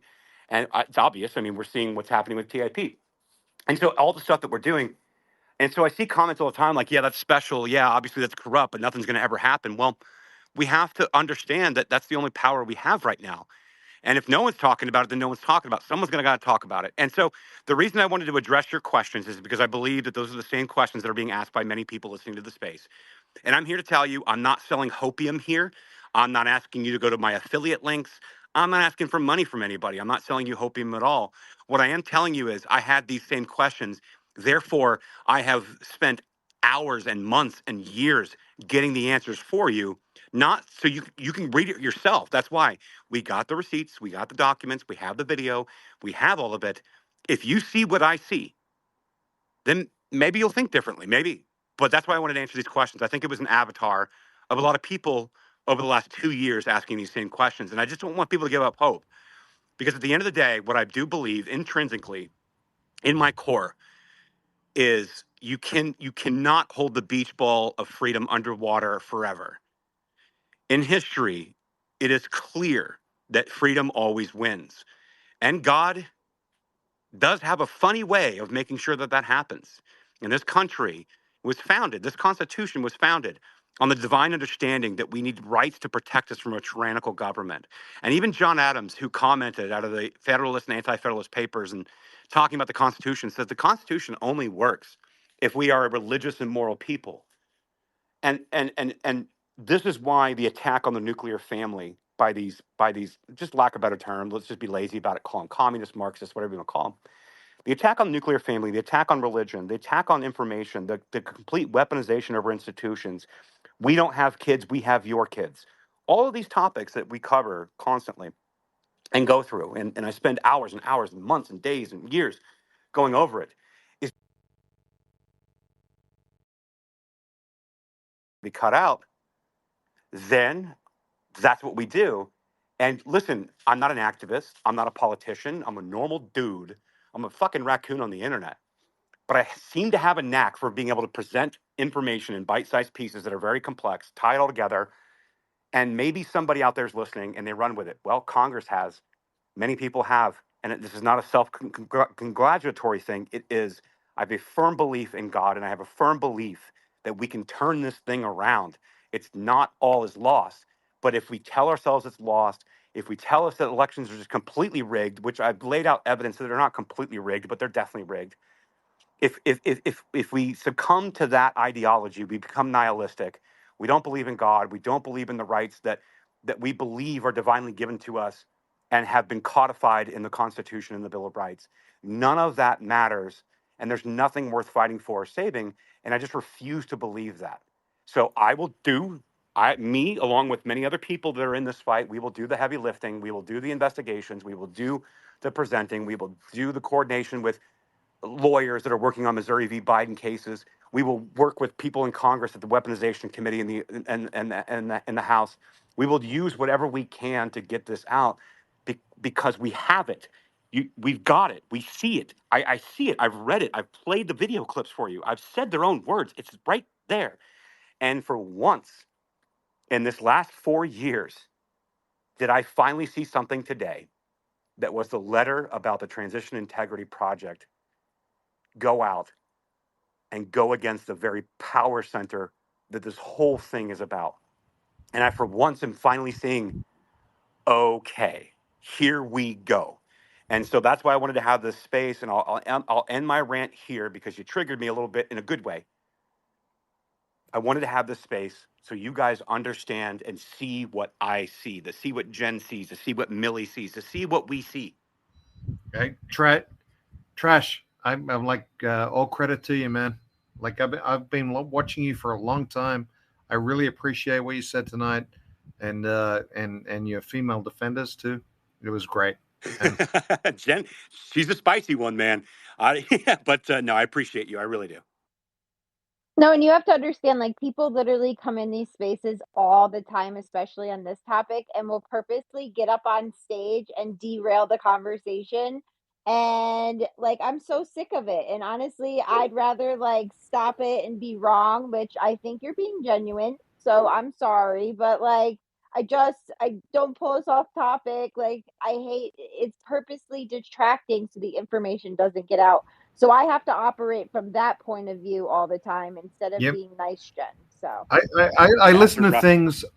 I listen to stuff all night long, like hundreds of people talking, expressing opinions, and I have a very strong opinion about what America is. And I'm an Australian, right? I'm not an American. I think you guys have the best constitution. You have the best source of government. You have the best foundation for future success for your children and your grandchildren and your great grandchildren. You have the very best foundation possible here, and I really despise people who use that in a selfish way to try and get followers. And who don't really understand what it's all about. And I really enjoy when I jump into a space. I knew Trash. I knew Trash from like 6 months ago, 12 months ago, maybe. That's the first time I heard him. But I like drift around.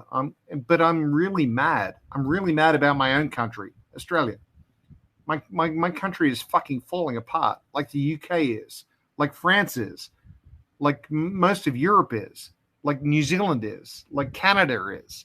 Like it's this country, the United States. You guys have something that I'm so impressed by, like the Constitution and your Declaration of Independence. Like that stuff is fucking amazing, right? Like it's amazing. And it has nothing to do with government. It has everything to do with about man-made rights. And I'm so furious about my own country's failures. I'm so furious about the United States failures to recognize the fact that you have that. And so when I jump onto a space like this, like I'm looking to get mad. I really am. I'm sorry. I am. But it's not against individual speakers. I'm just watching to see if you guys understand how important it is and how impressive it is, and how like how lucky you are to have the documents you have to protect your freedoms here. That's all. 100%. Well, 100%. And I defend it viciously, and I do get spicy and bite back. And but I've watched over 2019, 2018, 2020, and I watched these influence operations run. And I watched what happened on the Donald.win, Patriots.win, what happened on 4chan, what happened on X, Twitter at the time, what happened on all these groups. And I saw these government actors, these bad actors, use sock puppets and fake accounts and go out there and start stoking up violence with people. The only way through this is to water the tree of liberty with the blood of patriots. I watched all of that go down. And I watched all of these things and trying to rile up the country. And now what we're seeing is another version of that. We're seeing a weaponized government go after Catholics. We're watching the Department of Homeland Security, the DOJ, Merrick Garland come out here and say parents who protest at school boards are domestic terrorists. We're watching all of these large viral accounts putting out nothing but race fight videos of white people getting beat up by black people and trying to stoke a racist fire that I did not grow up in this country. I'm 42 years old. I grew up in a very, very easygoing, we didn't really give a shit about race. We cared about merit society. And to watch it devolve into what this has been is all a color revolution on this country. And this is why when Jen and I, myself, Dustin, Millie Weaver, and many of us have had spaces and had investigations and put together threads and put together the information to show you how Norm Eisen and Michael McFaul, a Hoover Institute fellow at Stanford University, who basically under his purview had Renee DeResta and Alex Stamos create the Election Integrity Partnership and the Virality Project to first censor anybody Americans that had questions about the elections, and then second, censor anybody that had true information that they didn't like how it would be perceived in the public to censor them, called malinformation. And I watched them build these systems. The same Michael McFaul, who was an ambassador to Russia, who was playing around with Vicky Nuland in Ukraine and in Russia, the same Norm Eisen, who has weaponized lawfare under Crew, under David Brock, and many of these other people, who Crew was also a representative of whom created the Supreme Court challenge in Colorado to kick Trump off the ballot that went all the way up to SCOTUS. The same Crew, Norm Eisen, Norm Eisen, by the way, wrote a Color Revolution book. Why? Because Michael McFaul, Norm Eisen, Maria Stephan, and many other people wrote books on color revolutions because they had practice in the Orange Revolution in 2004 in Ukraine, and again for Euromaidan in 2014 with the assistance of Vicky Nuland. And so I watched these same people that are involved in these same groups carry out these same activities. And they're doing it and they weaponize it against this country. How do I know that? Because I know there was a meeting with David Brock, Norm Eisen, many other people, S.J. Terp, who was a British Army intelligence officer, who came over here to create psychological influence operations called the CTI League that they built out from 2017 on in one of the last meetings in the Obama White House before Trump took office because they didn't expect him to win. And they basically created color revolutions. The same Norm Eisen that wrote 10 different articles of impeachment before Donald Trump even took office, and then used that the entire presidency to subvert the will of the American people and all the people that were inside Trump's circle at that time because they didn't understand staffing, because he understood business. He didn't understand DC swamp beltway politics. And these same people who were color revolutionaries, who wrote books on color revolutions, all conspired together leading up to the 2020 election, and they ran the Transition Integrity Project, of which is now being subpoenaed by Georgetown University and Rosa Brooks, who was one of the two-part people of Niels Gilman and Rosa Brooks at the Berggruen Institute out in LA, a think tank that created these exercises and had John Podesta as Joe Biden in these exercises, including retired military generals and people who were part of shock troop protest groups on the ground of what Millie had exposed in the Sunrise Zoom calls. We watched them create these documents. And everything that I've laid out in this space is a direct result of the color revolution that has been attempted on this country since 2016. And all of it is exposed. It just needs to get out.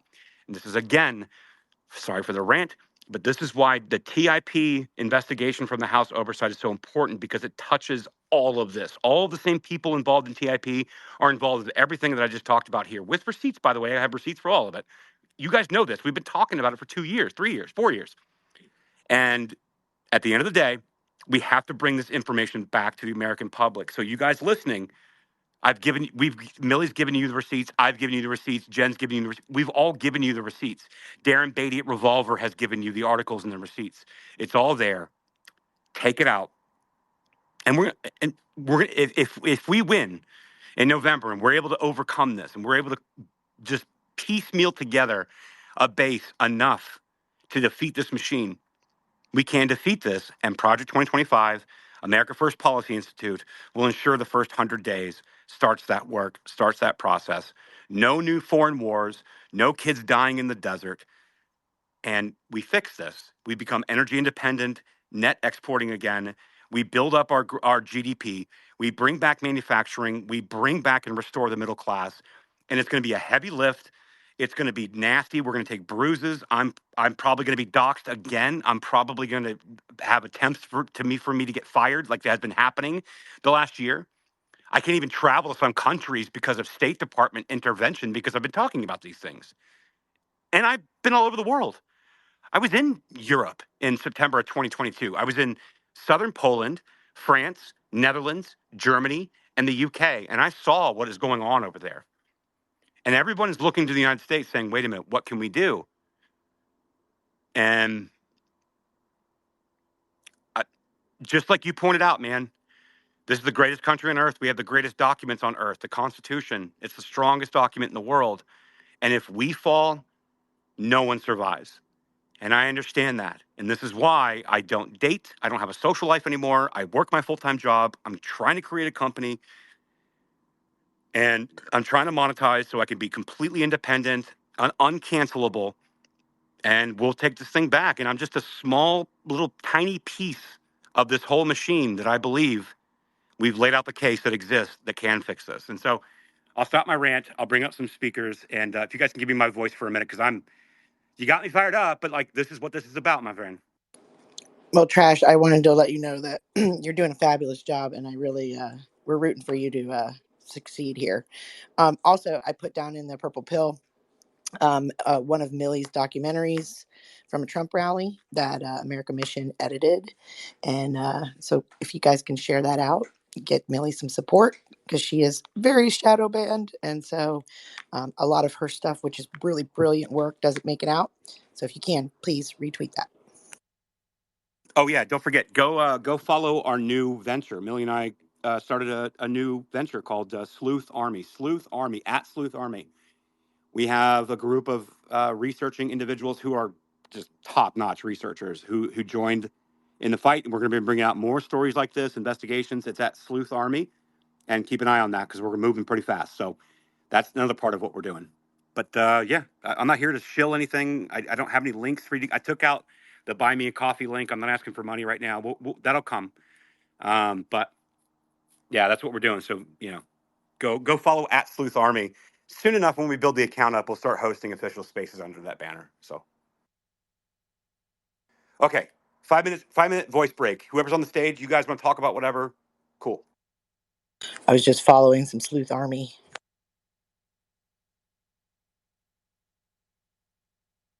What's going on, Nico? See you up here. Grizzly's up here. Trash, a pleasure as always, Jen, Kim, and all the friends top to bottom. Let's talk about the border. It's a disaster as usual. Yeah, it really is. It really is. And so today, actually, so I tell you what, before I go to the border, I have no problem talking about the border. Let's talk about the border. I'd like to talk about the border. I've talked about the border at nauseum, but it still is relevant. Let me finish off right now. Now that Kim's back, let me finish this off because I think I've got all the videos out of the way. So I went through, obviously, how TIP was the genesis of the document called The Count by Zach Mallitz and Becky Bond, and how that all fits in with Sunrise Zoom calls and all those things. And again, how they were going to have all these crisis timelines, and then we're going to do all these things. And I want you to think about January 6th and what happened in the timing on it, right? We've seen the stories about the January 6th pipe bomb story, right? We saw how apparently Kamala was at the DNC, yet never admitted it on public television, and they found a pipe bomb, feet away while Secret Service were there, and the camera footage has come up missing. Steve Baker now is being, charged by DOJ. We're seeing all this stuff happen, yet there's no answers on the pipe bomb story. Yet we found some grandma that walked between velvet ropes for 5 minutes. We can find her, but we can't find the January 6th pipe bomber. Where in a city where has the most security and cameras of any place in the world. And we were lied to saying all of these things. And the January 6th pipe bomb story is a really interesting story because no one wants to talk about it. And so we look at what happened on the events of January 6th, and I'm pretty sure I laid out the case between TIP and the Count here of exactly what their plans were. and how they occupied the building. But what was going on at that time when the windows started breaking, when Capitol Police started waving people into the Capitol? What happened? Well, at the time, Paul Gosar from Arizona here was actually in chamber bringing up evidence of voting irregularities, which we laid out they could not have, and they were baseless. That's what these leftist groups were saying. That's what we just played on the space. And they were supposed to be having a congressional hearing on this. And they occupied the building as they stated. Well, don't take my word for it, because on page 35 of the count of what we just went through, Democrats in Congress must use every constitutional, procedural, and political means necessary to delegitimize Trump's attempt to usurp the presidency, up to and including voting in unison against any Republican effort to count Trump's electoral college votes. They could order the sergeant at arms to remove Republicans from the House chamber and boycotting the electoral college count, staging protests inside the Capitol to make it physically impossible for Congress to meet. Huh. Josh, I just want to point out that the building was actually being evacuated because of the pipe bombs, not the protesters. So just pointing that out too. Yeah. Yeah, it's really interesting to note. And AOC going on camera that day saying, they were pounding on my door. Where is she? Where is she? No, Well, lady. to that point, the pipe bombers have never been identified, despite the fact that a bunch of Jan 6 guys have been put away based on their telecommunications, and unfortunately, nobody has been able to narrow down. Oh, well, you know what's crazy about that, Bear? Gayford. Or I'm sorry, let me get your name right. Beer Paladin. All right. So you know what's crazy about that, Paladin? Yes, sir. Is that oddly enough, the communications on January 6th regarding the pipe bomb don't exist within the Secret Service. Now, why is that? Because after January 6th, they swapped devices and gave everybody new phones. Thus, they don't have a record of communications on January 6th with the Secret Service. Conveniently. Weird. No, but why? But I also heard that the telecommunications company that had the ping for the person who laid the pipe bombs, the fake pipe bombs, because they couldn't blow up, but the fake pipe bombs that were laid, the telecommunication company had a sudden disappearance of their data for just that person. Yeah, just that moment from where the pipe bomb suspect supposedly laid the device just to go that back. person. But everybody else who was there on January 6th, who the Dems want to drag over the coals, they've got all of their geolocation stuff, but they just don't have it for that one person. Yeah, that's right. Yeah, it's just missing. And oddly enough, they were able to geolocate somebody that was standing outside near a bike rack on January 6th. But God darn it, we just don't have it for that person. Which is odd, because if you remember, Kamala Harris gave several interviews after being elected the first, I don't know, whatever, Black, Indian, Jamaican, whatever the hell she is, vice president woman with a vagina in the world as a vice president. And she was at the DNC, not the Capitol building, and she gave a powerful interview about what it means to be the first Black vagina, Jamaican, Indian, whatever the fuck she is, vice president of the elect, but she was not there to receive her accolades. I think it's called spicy vagina. Spicy vagina, if you will. Spicy, very spicy. Jerk vagina, Not if to be Jamaican. confused with gorilla grip pussy. That's right. Well, let's leave the people on the set of Rust out of this. But all that, and she failed to mention that her life was almost taken from her by a pipe bomb located outside the DNC where she was, instead of being at the Capitol. Did you Did you get a chance to listen to that hearing? Because I haven't listened to it yet. About the pipe bomb that they had last week. Yeah, no, I mean, I know what everything they talked about. I mean, I paid attention to Darren Beatty's reporting, Steve Baker, obviously, Kyle Seraphin. I mean, I talk to Kyle regularly. Um, no, I'm very, and Julie Kelly, all of them that have been on top of the story. I'm very familiar with it. The hearing is, Thomas Massey's on top of it too. He's pissed. But there's more to come out about that. There's next couple weeks, there should be more coming out about it. But again, I just think it's all magical that Kamala Harris has played the victim card at every turn she could get. But for the one thing that she could actually play against MAGAs about a pipe bomb supposedly laid there by MAGA supporters, that you're not going to talk about it. You're going to be quiet about it. The Secret Service is going to wander around it even after they discover it and allow civilians to walk near it, walk by it, and not coordinate a quadrant off the area. No. And so what's really interesting about this is that I actually happen to have an ex-girlfriend who was EOD. She was Air Force EOD. She used to teach at the schoolhouse for explosive ordnance disposal. And I sent her the picture of what was sent around by it. And she said, that looks like a prop that we would use at the schoolhouse. That looks like most likely a government prop. And then Kyle Seraphin came in. He worked very similarly on teams like this. He said, yeah, dude, that's a dummy. That's a dummy device used for training purposes.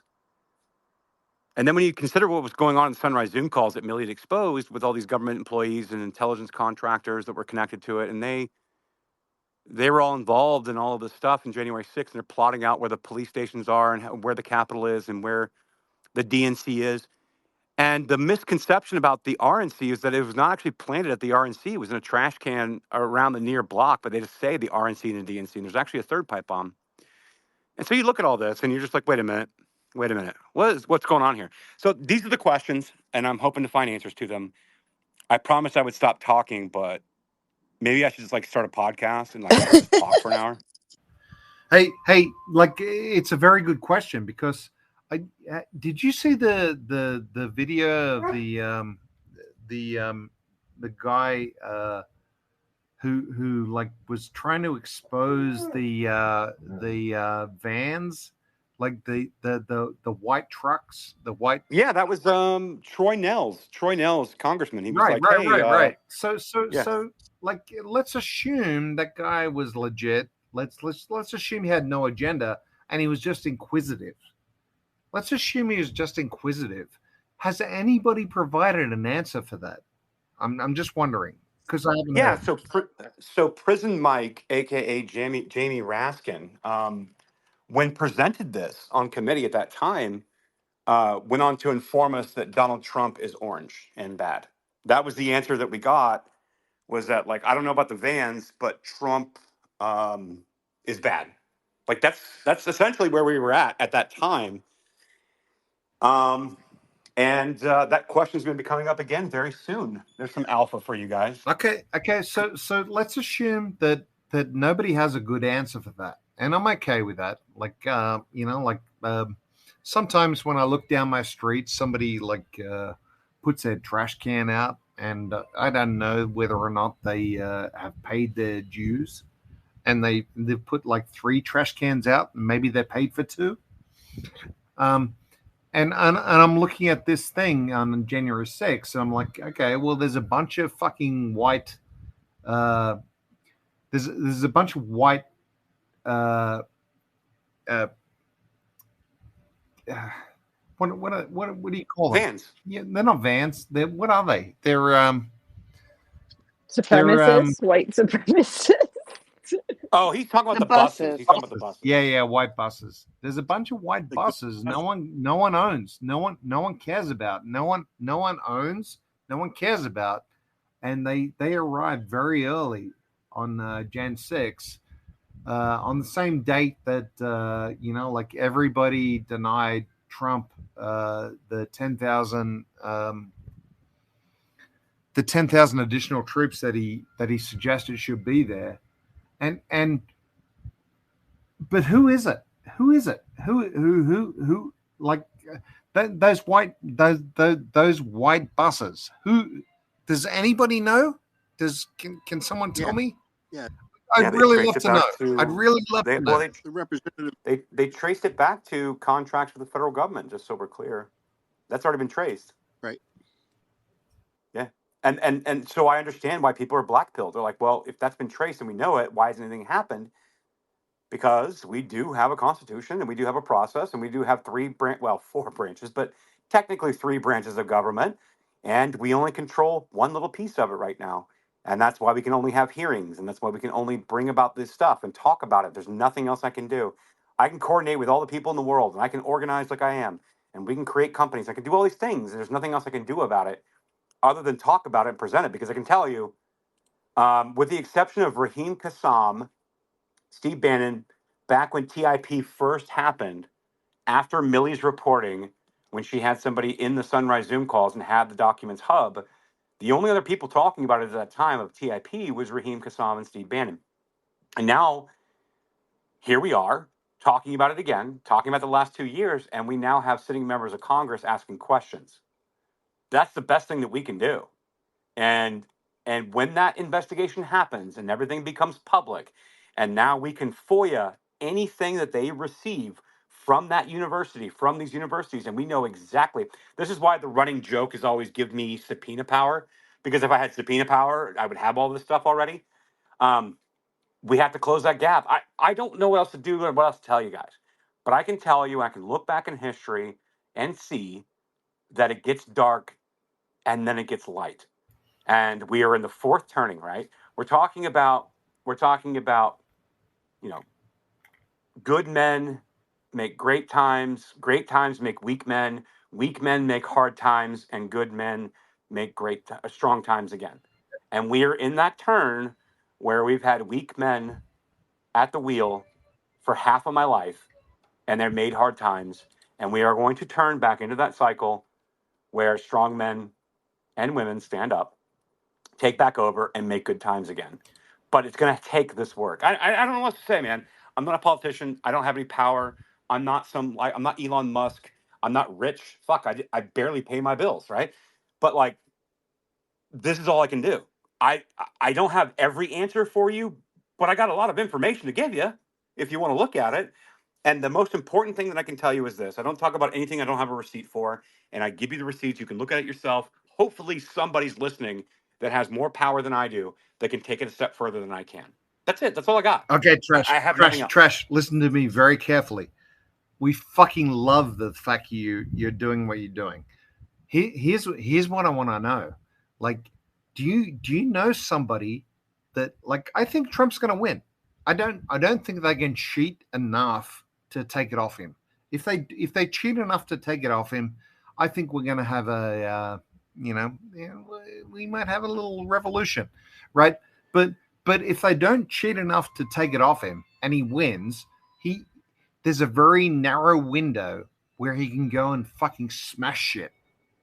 Are you in a position to provide information to the people that can help him smash this shit apart? Because I'm just a dude on the sidelines, and I think a lot of people here are. And what we want to know is if Trump gets in, and we're gonna vote for him. We're gonna get him in. If he gets in, is he gonna fucking deliver? That's what we want to know. Yeah. And so I'm close enough to know that there are still bad people swirling about in this effort in 2024. I know this, but I also know that yes, I am close enough that I can get information that needs to get somewhere. But I'm also close enough to know about who the people that are fighting and doing the same things with more power than I have, that believe the same things that we're talking about here. And I'll tell you this: I believe that there's enough people around him, based on my interactions, that understand what needs to happen with. Again, I'm going to bring up again Project 2025, America First Policy Institute, the marriage of those two things together in the first 100 days. I believe that will take hold.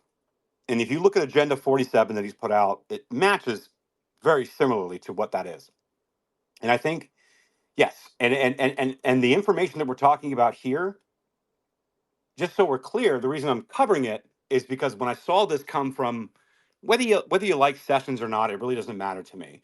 When I saw this come out of the oversight and I saw the broad and specific language that was in this request of Rosa Brooks, Georgetown University, Georgetown Law, and everyone associated with this, it told me that they hear us. And I can also tell you that in the background, talking with some people, they are presenting this exact information that Millie exposed that I'm talking about to Congress, and this is why they're asking the questions that they're asking. And if should Trump win, I believe that he will go along to an extent with AFPI and Project 2025 out of Heritage. But more importantly, let me say this: out of all the swing states collectively, now whether you agree that 81 million votes are valid or not, doesn't matter. It was 42,000 votes out of all the swing states combined that actually tipped the scales in the Electoral College for Donald Trump to win. 42,000. And they had to spend on record, I mean, it's off books, it's far more money, but on books, $1.5 billion had to spend, including Zuckerberg putting up $400 million himself. $1.5 billion was spent on this entire racket that we've laid out, that Molly Ball bragged about in Time magazine piece, the shadow campaign that saved the 2020 election. This entire cabal, on top of fear porn of the sniffles and COVID and unconstitutional changes to election laws in all the swing states, all of that netted 42,000 votes that tipped the scales in the Electoral College.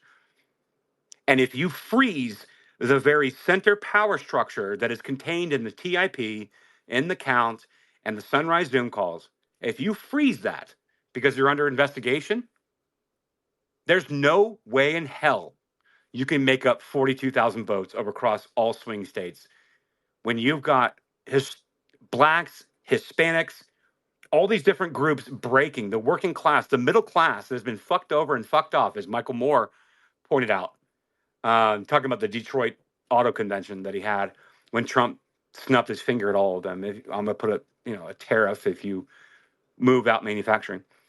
All of that and all of the messaging and all the censorship machine and the narrative machine. And this is pre-Elon owning X. This is creating a capitalistic incentive for platforms. This is ignoring the fact that ESG is failing.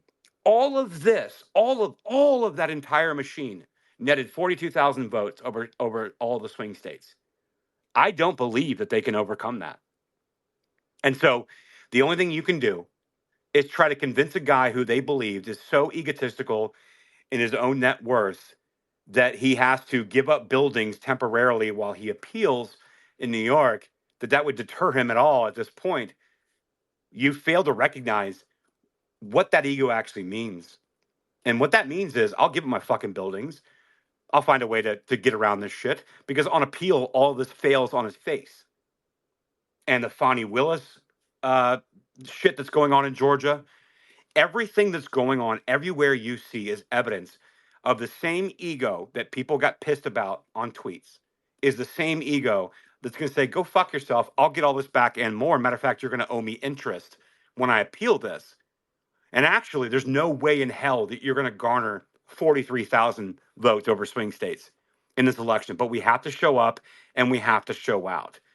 And we're going to expose this, and the House gets it. This TIP letter by Sessions to Rosa Brooks at Georgetown University is the quintessential centerpiece, the heart of this entire machine that has been operating a color revolution in this country since 2016. And it's all going to go down.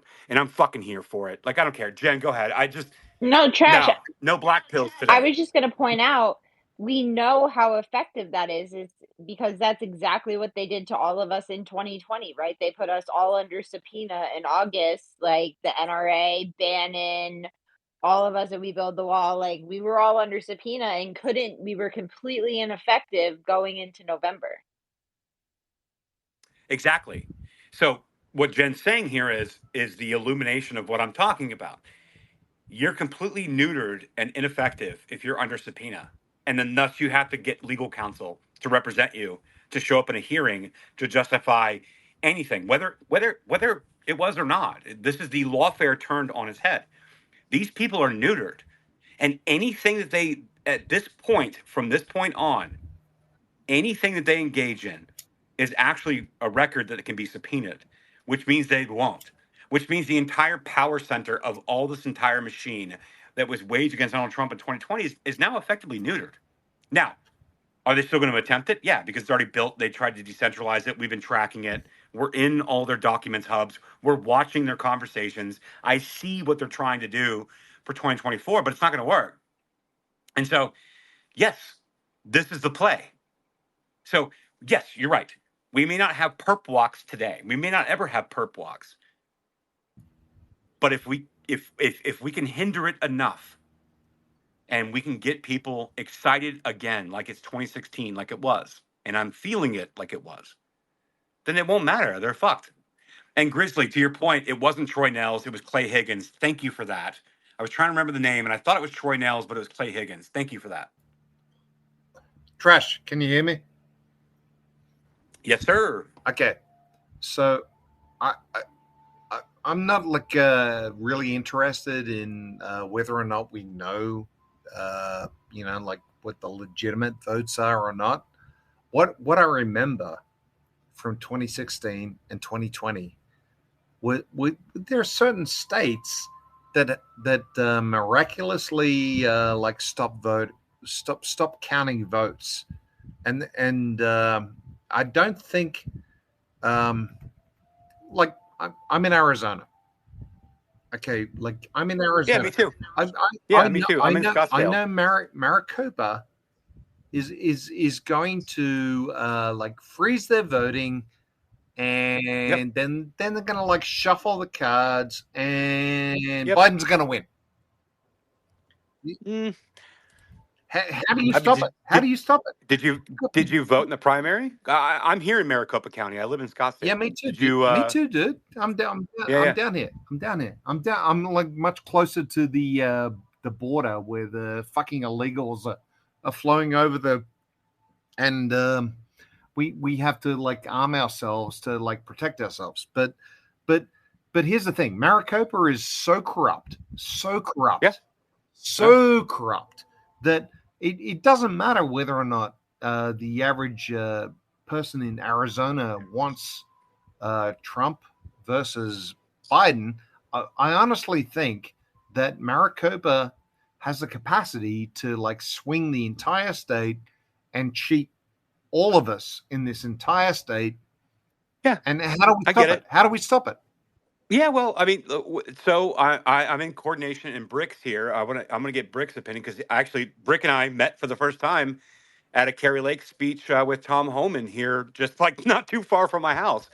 But I'm gonna get Brick on this, but I'll tell you this: there's also an election integrity team on our side here in Maricopa County, not too far from my home. I've met with them several times, Rachel Alexander and many other people who have been fighting this, and there is some movement. And again, it's not perfect. And like, listen, of all the states in the country, other than like Illinois or Pennsylvania, Arizona's proper fucked. But I think we can fix this because a lot of the people are not revisiting coming forward. Brick, good to see you. Go ahead. I'm sure you got an answer for a lot of things. You can say whatever you want. All right, so I'm just going to address that question as an outside observer who knows a little bit about Arizona. I'm a Californian, but I do know, familiar with what happened there. I think we all can agree that Kerry Lake should be the governor right now. Unfortunately, she's not. Yeah. But the lesson to be learned and how we can win in this election year has a lot to do with us getting away from the model of we're not going to vote early. We're all going to vote on election day. Now, I know that's there's a lot of distrust of machines, and there's a lot of distrust of ballot drop boxes, which I agree that those should be distrusted. But the important thing is that every conservative or every person who is against the Democrats has to get their vote cast. And, what I explain to people is this way. Let's say you're a hypothetical voter. You're 18 years old. You live to be 98 years old. You have 40 federal elections that you can vote in those 80 years, okay? how many of those elections can you miss if you're going to vote only on election day and still be an effective voice for your party? And some people, when I ask them that question, they say 3 or 4. And then you tell them the math, and like missing 4 elections out of 40 years is missing 10% of the elections. You know, you can't do that and be an effective voice. If you miss just 1 election, you're missing over 2% of your electoral ability. How many elections in the United States are decided by margins of 3% or less? An awful lot of them. And so, you know, when are you blaming the people in Arizona for the fact that well, I can say this. No, I'm not. No, had the Maricopa County run their voting apparatus correctly, Kari Lake would have won. Also, had more voters taken advantage of the ability to cast their ballots earlier rather than relying upon only election day. See, you're blaming the electorates. Right. Wait, no, I'm just making an observation. Look, I'm making an observation. I don't look. If I'm making an observation here, how do you blame? No, people were what voting. What are you going to do this year? What are you going to do this year when somebody puts an AK round into an electric transformer and shuts down? Hold on, the beer guy, shut up. Okay, everybody. Bricksuit is talking. Just let him finish, and then you can jump in. Okay, like stop. So all I'm saying is that you can miss very few elections and still be an effective voice. So if you want and choose the way that you want to vote, but make sure that your ballot is counted and cast. If you're going to vote on election day, you need to take the entire day off. That is your priority. It's the only way you can do it. You cannot rely on, I'll just vote before I go to work or on my way home. You don't know what things are going to happen. You know, weather's always a factor, not so much in Arizona in November, but in other states in the Midwest and the Northeast and, you know, other parts where we can have bad weather. Weather is a big factor. I mean, not so much in Arizona, but other disruptions can happen. Who's to say that somebody, you know, large voting areas and there's some sort of blackout, maybe there's some sort of vandalism, a couple stray rounds into power transformers here and there, throws another monkey wrench in the works. So Didn't happen, dude. What happened is they basically. Are you joking me? Like, can you not follow instruction? Just let him finish speaking. I did. No, I wasn't finished, but okay, you know, but I'm just saying there's a wide range of if you put all your eggs in one basket, so to speak, and you rely only upon election day turnout, you leave yourself vulnerable to things that could happen that can affect the total output of the electorate. There are some people who the correct choice would be to vote early in person. Okay. I don't agree with massive mail out ballots. I wish, you know, my personal preference is to go back to 1 day of voting with only limited absentee ability, to use paper ballots that can be counted, to not use ballot marking devices, to use precinct level counting. These are all things that I want, but those are not in the playing field in Arizona right now. And in many other states, they are not on the playing field either. So we play by the rules that are available, or we risk losing by them. So, you know, I absolutely am not placing, you know, the blame on say Kari Lake's defeat for governorship in 2022 on the electorate. It squarely lies with the incompetence of those running the elections in Maricopa County, and maybe not just incompetence, maybe the actual thumb on the scale, malfeasance, and influence, okay? But at the very least, it's on their incompetence, at the very least. So, you know, going forward, how do you avoid that? That was the root question which caused me to raise my hand. How do you avoid that? Well, one of the ways that you avoid that is by identifying the people who are low propensity voters and who should vote in another way that's easier for them. And ballot tracking and what is called, you know, ballot harvesting, although you can't actually do that in Arizona. You can revisit people and ask them to cast their ballots. You cannot take them from them and harvest them the way that you can in California. You can't do that in Arizona, but you can do other methods to try and make sure that those people cast their ballots. That is how you can maximize the amount of conservative votes counted in Arizona. simply relying on Maricopa County to do everything right is not a winning strategy, in my opinion. The beer guy, would you like to answer that? You're on mute if you want to go. Coach. Okay, Jeanette, go ahead. Okay.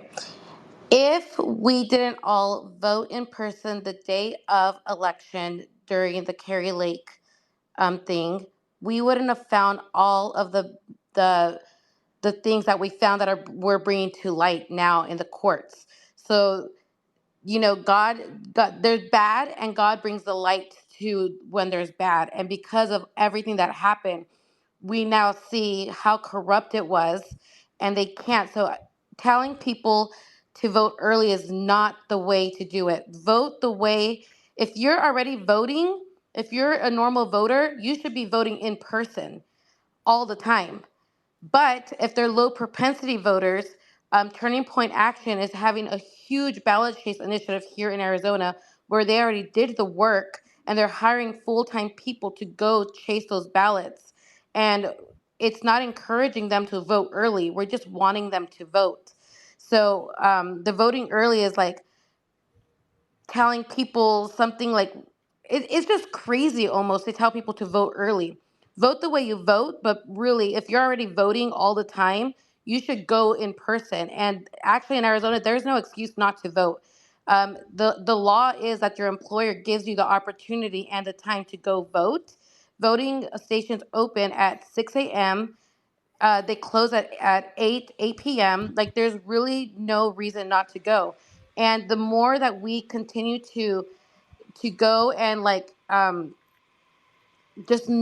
in masses, we show the corruption and we show what's going on in the elections. Am I making sense like that? Like we need to continue to go in person because I work with the investigation team that did all the stuff for Kerry Lake. Like I'm involved in all of that. And thank goodness that people went the day of because then we wouldn't have found what we have found. That's like a misconception. I don't think people go to concerts at like 30 degrees, 10 degrees outside. We shouldn't be telling people because of the weather or because something might happen in the world that you shouldn't go vote in person. Like always go vote in person. Everyone that's in this room is already those people that should be going in person. Nobody in this room should be mailing in their ballots. The people that should be mailing in their ballots are grandmas. I totally agree with you. I totally agree with you.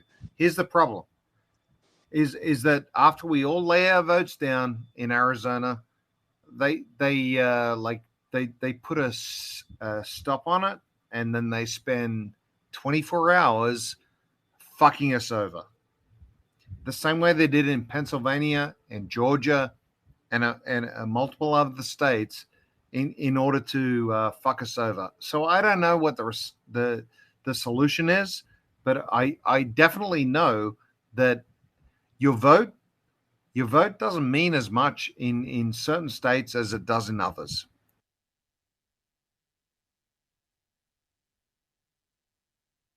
And I just want to make one thing very clear here. I'm not advocating that everybody vote early. Kerry Lake herself, in her recent appearances going back several months, is on record as saying, vote in the way that you choose to vote. Okay. Kerry Lake herself is not saying everybody go to the polls on election day and let's vote that way. She is saying that if you want to vote early in person, if you want to use your option for a mail-in ballot, she's saying for you to take advantage of that. Me saying that I think that more people should do that is just a statistical analysis of how can you maximize the amount of people who vote conservative out of the people who have conservative viewpoints. Okay. I agree that voting in person, I would love for election day also to be a federal holiday. I would like that because I think that one of the things that sways people away from having one day of voting is the fact that is the whole job issue. If you made it a federal holiday, which it should have been a federal holiday instead of Juneteenth, in my opinion, for crying out loud. Did we really need Juneteenth? That's just ridiculous. Should have been election day. All right. So I'm not saying that everybody needs to vote in person, I mean, early in person or via mail, but for some people, that is the right solution because of voting using that method will result in them casting more ballots over their lifetime of supporting a political party. And the key thing is turnout here. So back to the root question of how do you win in 2024 when you didn't in 2022, when that margin was 15,000 votes. I think a part of that is convincing people that if you think it's better for you to vote early in person or to vote via mail, that you can do that. And that is not some sort of mortal sin, and you are not some sort of traitor or degenerate because you didn't choose to vote on election day. I'm gonna beat you up, Brooke, next time I see you, okay?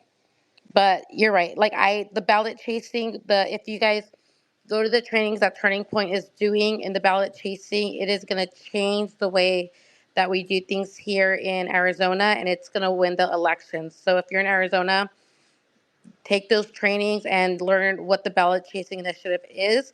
It is not encouraging people to vote early. It's just encouraging them to vote. But all right, thanks you guys. Thanks, guys. All And right. hi. Hey, Jeanette, how are you? Good. Definitely go first, and then Lou, and then Miss S. Listen, I'm not here to say that people shouldn't vote. However, they're gonna vote. And sorry, I'm not feeling well, so apologies in advance because I probably sound awful. But here's the thing. One, people need to be informed about what the rules are as far as voting in person, what the rules are as far as mailing in their ballots. But I think after all this discussion, Trash has laid out on the tactics that are used to mess with these mail-in ballots and then draw conclusions about, I don't know when you came into the space, but he was talking about all of this lead up to the election. And I think a lot of us saw it, but we didn't have the proof that it was being done by people who could influence these things. And they came out as opinion pieces to the public on this, red mirage that was going to be overturned. And we watched it happen. I sat up on election night, the first election night of my life, where we didn't quote unquote know who the president was when I went to bed. And I stayed up because I was watching it happen in real time and it was just awful.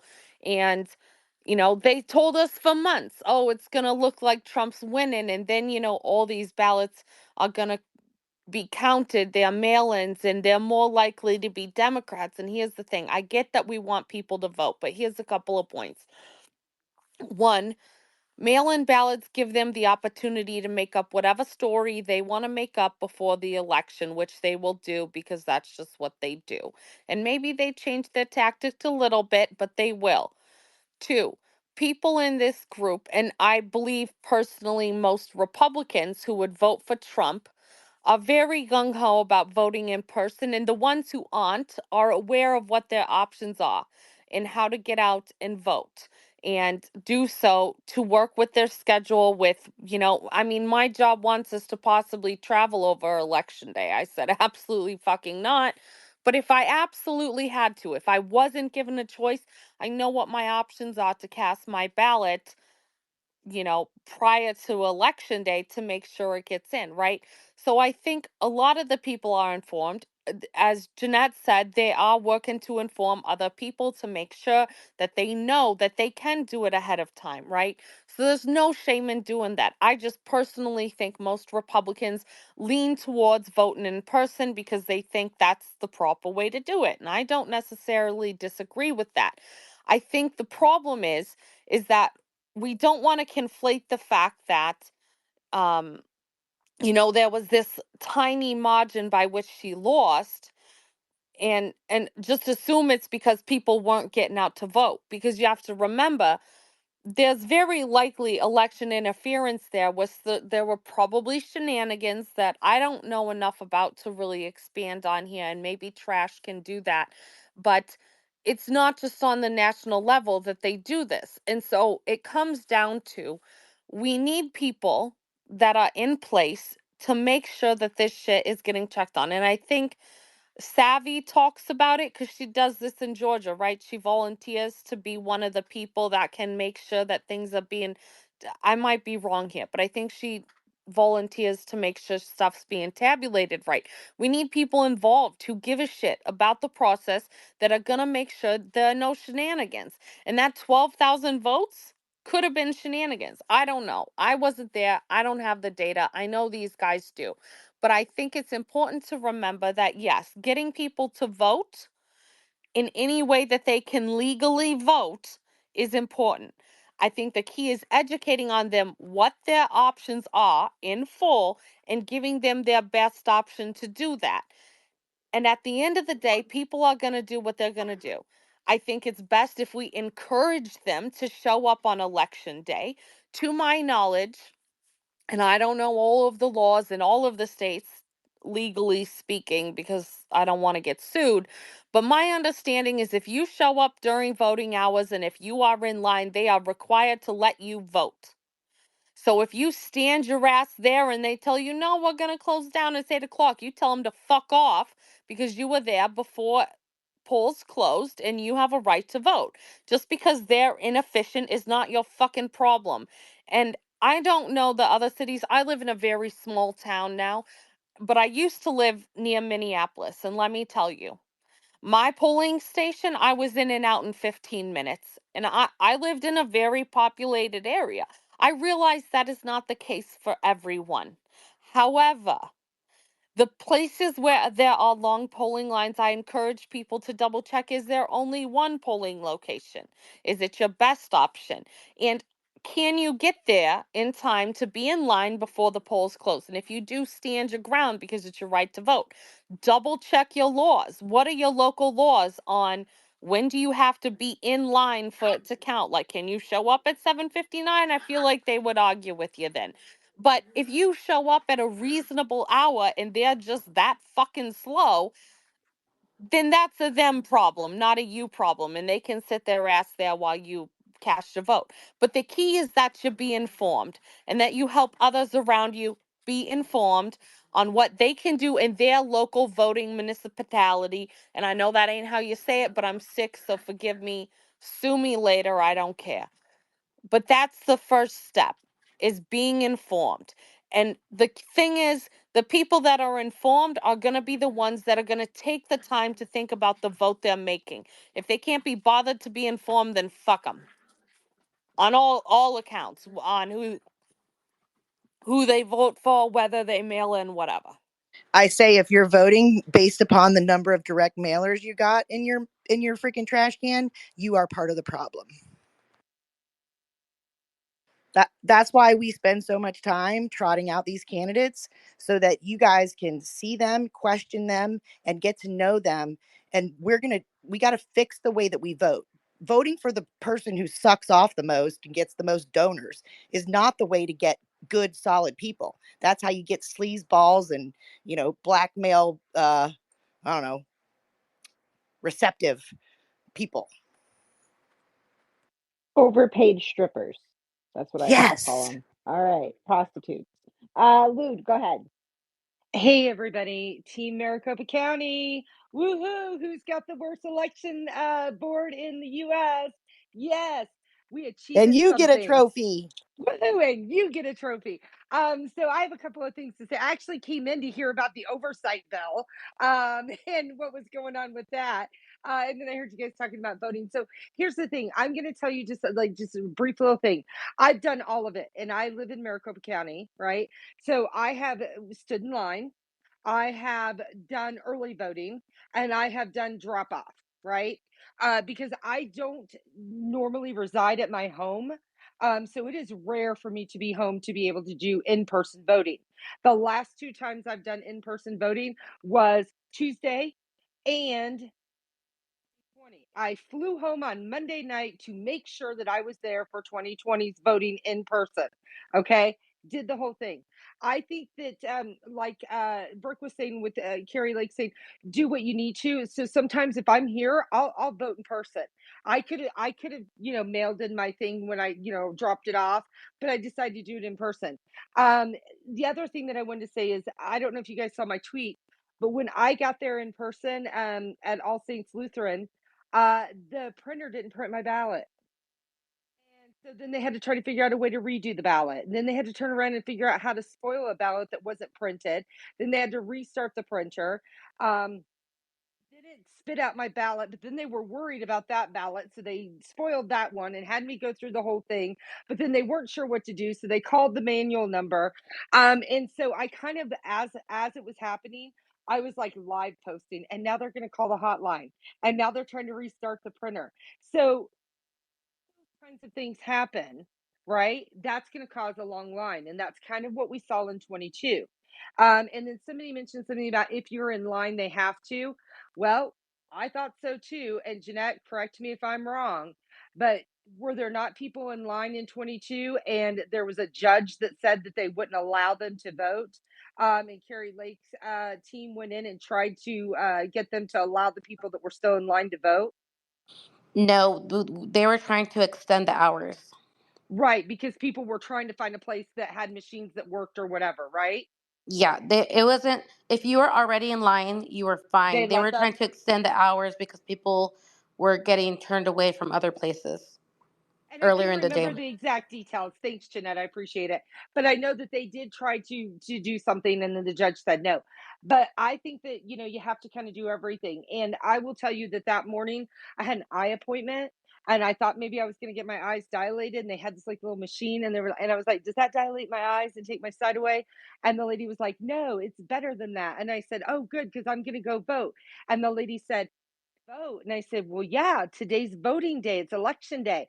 And they're like, "I didn't know that." So I told everybody in the office that at the end of the block, it didn't close till 6 o'clock. So when they got off at 5, everybody drive down the block and go vote. I have no idea what party they were, but I think that everybody should. So, even just doing that the day of, because, I just got home, I try to do something. And I think that if we all do those things and remind people and talk about things and get involved, and I know that Jeanette's been doing a lot of stuff. And I mean, she is just so amazing. She's been working with TPUSA and the Chase and Carrie's team and everything like that. Brick's been over and helped out. So, just getting involved on the ground. But I think that honestly, whatever's going to work for you, I'm not always home. I'm just not. And I'm not even going to tell you what I did last time because it was awful. But I missed even the early voting, and I didn't know if my ballot was going to get counted or not, but it did, and I was able to track it on the app. But anyways, those were my 2 cents from Maricopa County. Well, the oversight letter was one masterpiece, and I highly recommend reading it, or maybe the Trash Panda will read it out loud again. All right, Miss S, jump in here. Hey, Jen. Trash, thanks so much for the mic, especially when there's technical difficulties and I have to ask for it 3 times. Yeah, this is all really important information. Arizona, I mean, that 2020 election was something else. I don't know if Trash went over it, but there was Colonel Phil Waldron testified about ballots, the error in the machines, and you get these ballots going in. When they error out, they get put in a batch, and then the batch can be designated to the candidates based on percentage, um, which obviously is a problem. So don't use Sharpies. But the most important thing I think that we should cover is that the observers and the people there at the counting centers, it's supposed to have two people from at least two different parties, at least two people from two different parties. Well, there were witnesses that testified that there were just Dems who put on the Republican lanyard or the independent lanyard, and so the observers and people were pretty stacked in one direction. That's how you ended up where you would, they were cheering tonight, this is our house and things like that because they were all on the same team. So eh, and I guess I was expecting the GOP to be, in each state making sure that we have representatives. So volunteering, learning, figuring out the process now is like super vital to cutting down as much of the fraud as we can in November. So I just You know wanted to what mention sucks that. about it though is that it's a 2-3 week commitment. It used to be one day, so it's a lot easier to get, two of each party there, right? And you got poll workers, you got poll watchers. So this early voting has made it a lot more complicated. That's true. That's true. It has made it more complicated. I do believe that there are like the observers, the ones that are just there to watch and make sure the adjudicating that it's agreed upon, that those are shorter terms, if you will, for volunteering. But yeah, there's training and stuff, but I can't think of anything that's more important than knowing that our election is the way that we vote. Because I'm tired of feeling like my vote doesn't matter and then finding out, well, that's because it didn't. If we're not electing our leaders, we're not free. So Well, whatever it takes. anybody can go down and observe. So, there now you do have to get trained if you want to be a official poll watcher, but you can go down to your precinct and you can observe what's going on.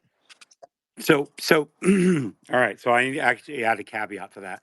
Many people can in many different states, but across the swing states in the very blue cities, you cannot.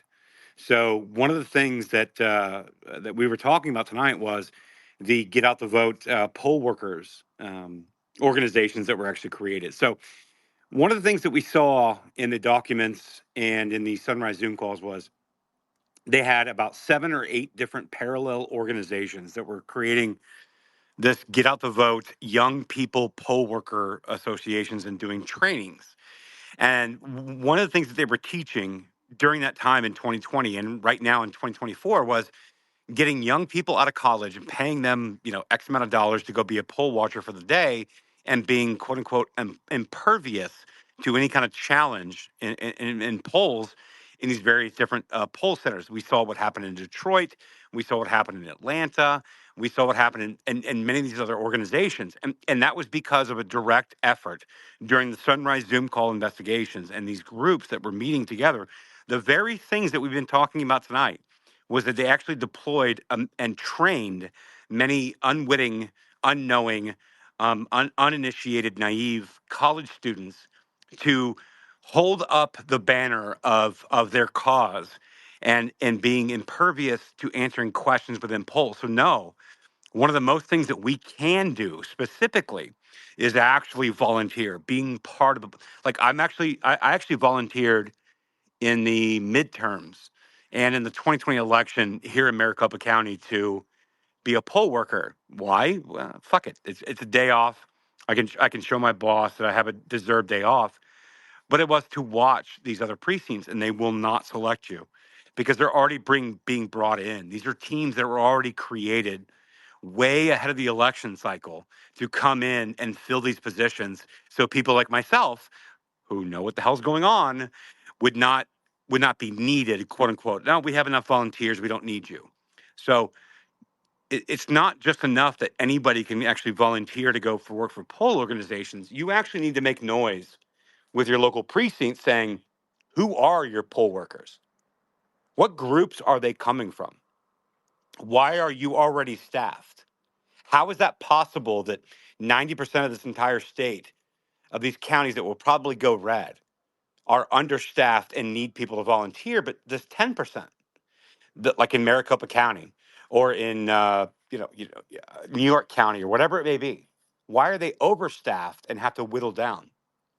And so the questions actually need to be, and the information needs to be understood, that they are actually training and staffing trained Marxists out of college and paying them exorbitant amount of money out of these organizations that they're receiving funny money, tax deductible, a tax exempt to pay for these groups and then train them and insert into these poll watching operations, which is why you saw what happened in Fulton County, which is why you saw what happened in Detroit, which is why you saw what happened in many other Philadelphia and Pittsburgh.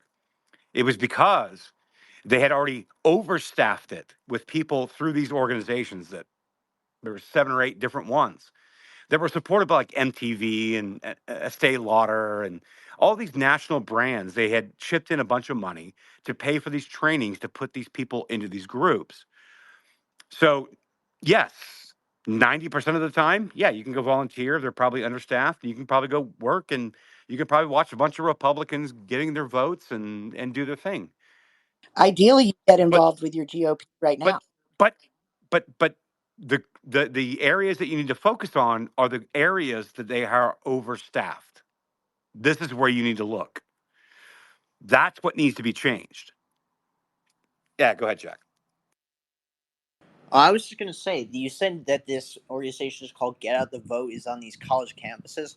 Well, that just reminded me that there's an organization at my school that's called Get Out the Vote as well. So, do you think that this is one of those organizations that you were talking about? And I'm sorry I couldn't have joined earlier. I was doing another interview with Robert Davi. How did it go, Jack Tron? It actually went pretty well. I had Jim co-host with me. I had Diligent also show up. I had Adam came by, but yeah, I mean, it was pretty good. We was talking about his new movie about the Holocaust, where he plays a rabbi, and it's called Bardajov. But I don't want to get too off topic here. But yeah, there's this organization at my school called Get Out the Vote, and I'm just wondering, do you think that this could possibly be the same Get Out the Vote that you're talking about from these Sunrise Zoom calls? Yes, potentially. Here, maybe off space. I'll send you some info about them. Trash, I think because we have a new wave of people that have come in. Do you want to read that document again, or the letter? The House Oversight letter that Yes, that beautiful letter. yeah. All right. So anybody that's joined, why I decided to have this space tonight was because no, I probably can't. I probably can't even do it justice. We've been going for almost 3 hours now at this point. So they have till April 19th to respond. Georgetown does. Rosa Brooks and the Transition Integrity Project. I think we should probably have a space in the next couple days, and we'll go over this again. But my voice is shot. Like I'm forcing any kind of like coherent sentence at this point. Like I'm so fried. I'm so I have fried. the raccoon at my mercy. No, I'm just kidding. No, I'm just so fried. Like we've been talking about this stuff for years, and like I've talked for hours, and no, I can't do it tonight. Maybe we should wrap up. Dude, I'm I'm literally fried losing and my short voice. tempered, as seen a lot earlier with the dog guy. Yeah. Well, Well, I'm can very I happy just you did. Jen, say, we love you for it, yeah, though. we're We so love you for grateful it. for your guys' work, really. I mean, this whole sunrise or whatever those crazy people, thank you so much, Trash and Jen, really. But if you guys are coming in late and you want to get the lowdown, this space will be it's obviously recorded. It'll be in my highlights tab. Go back and listen. Like, listen, it was no nonsense. We covered it. We went through it. We connected the dots. It's there. Go listen to it. I promise you won't be disappointed. And we will revisit this in the next couple days. But like I'm literally forcing myself to have any kind of voice tone. It's done. It's gone. Well, you I'm did so a great tired. job because I'm I s- was very, very like black pilled when I came in here, and I knew that I needed some, like, here's the facts therapy. So I appreciate you. yeah. Thank you. It was a great space. I'm so Go to tired. bed, Trash. I'm so And your no, audio like person was not sleepy. I'm not talking about sleepy. It's only what 8:46. I'm talking about like we're just tired. well. That Yeah. We It's very repetitive. Like, and I think that's important that you do repeat it because, I mean, I've told you this personally that sometimes it takes you telling me a couple of times because there were so many people involved. There's so many people, so many organizations, so many timelines, so much that overlaps and can get convoluted. So even if you were in here for the whole time, I strongly recommend when the recording finally posts from Twitter, go back and listen to it because you're probably going to catch something you didn't catch the first time. Because, I mean, like I said, I have to hear things a couple of times, especially because I'm more of like a visual. I joke around to Trash and Jen that I'm this conspiracy guy gif where you got to draw a board with all the lines for me to get it, because I need you to be able to point to this part and this, you know what I mean? So if you're like me at all, listen to it again. And then if you're still kind of questioning stuff, go back and listen, because what's great about the Spaces Trash does is he goes through it step by step.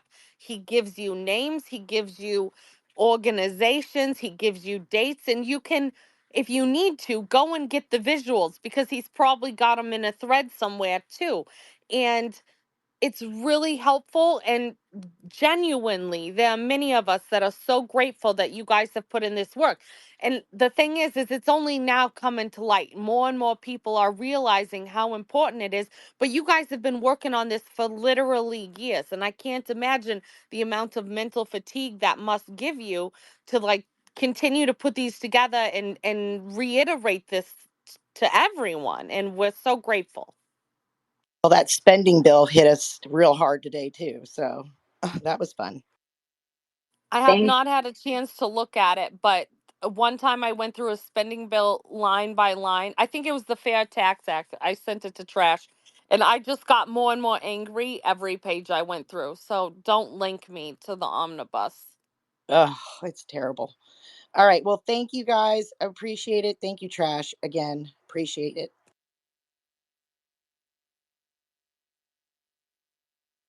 Thanks, guys. Good night. Thanks, everybody. Before we go, Fred Stair joined the spot. Thank you, thank you, ladies.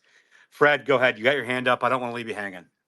Thank you, Trish. Listen, I always enjoy and love what you bring to the table, guys. So you're the best. Jen, I haven't seen you in a while. I guess the message for voting should be early and often, like the Democrats do. Just a little joke there. But I think we should utilize. I used to be one of those people that said, um, vote on the day. I am now changed my stance. I think we should use every tool in the shed, get the vote out, talk to our neighbors, talk to the people. And I'm a firm believer in having conversations with people from the other side. And instead of trying to, what they do, indoctrinate, just just tell them that we're Americans and we want the best for our country. And how did you feel 4 years, 3.5 years ago, and how do you feel now?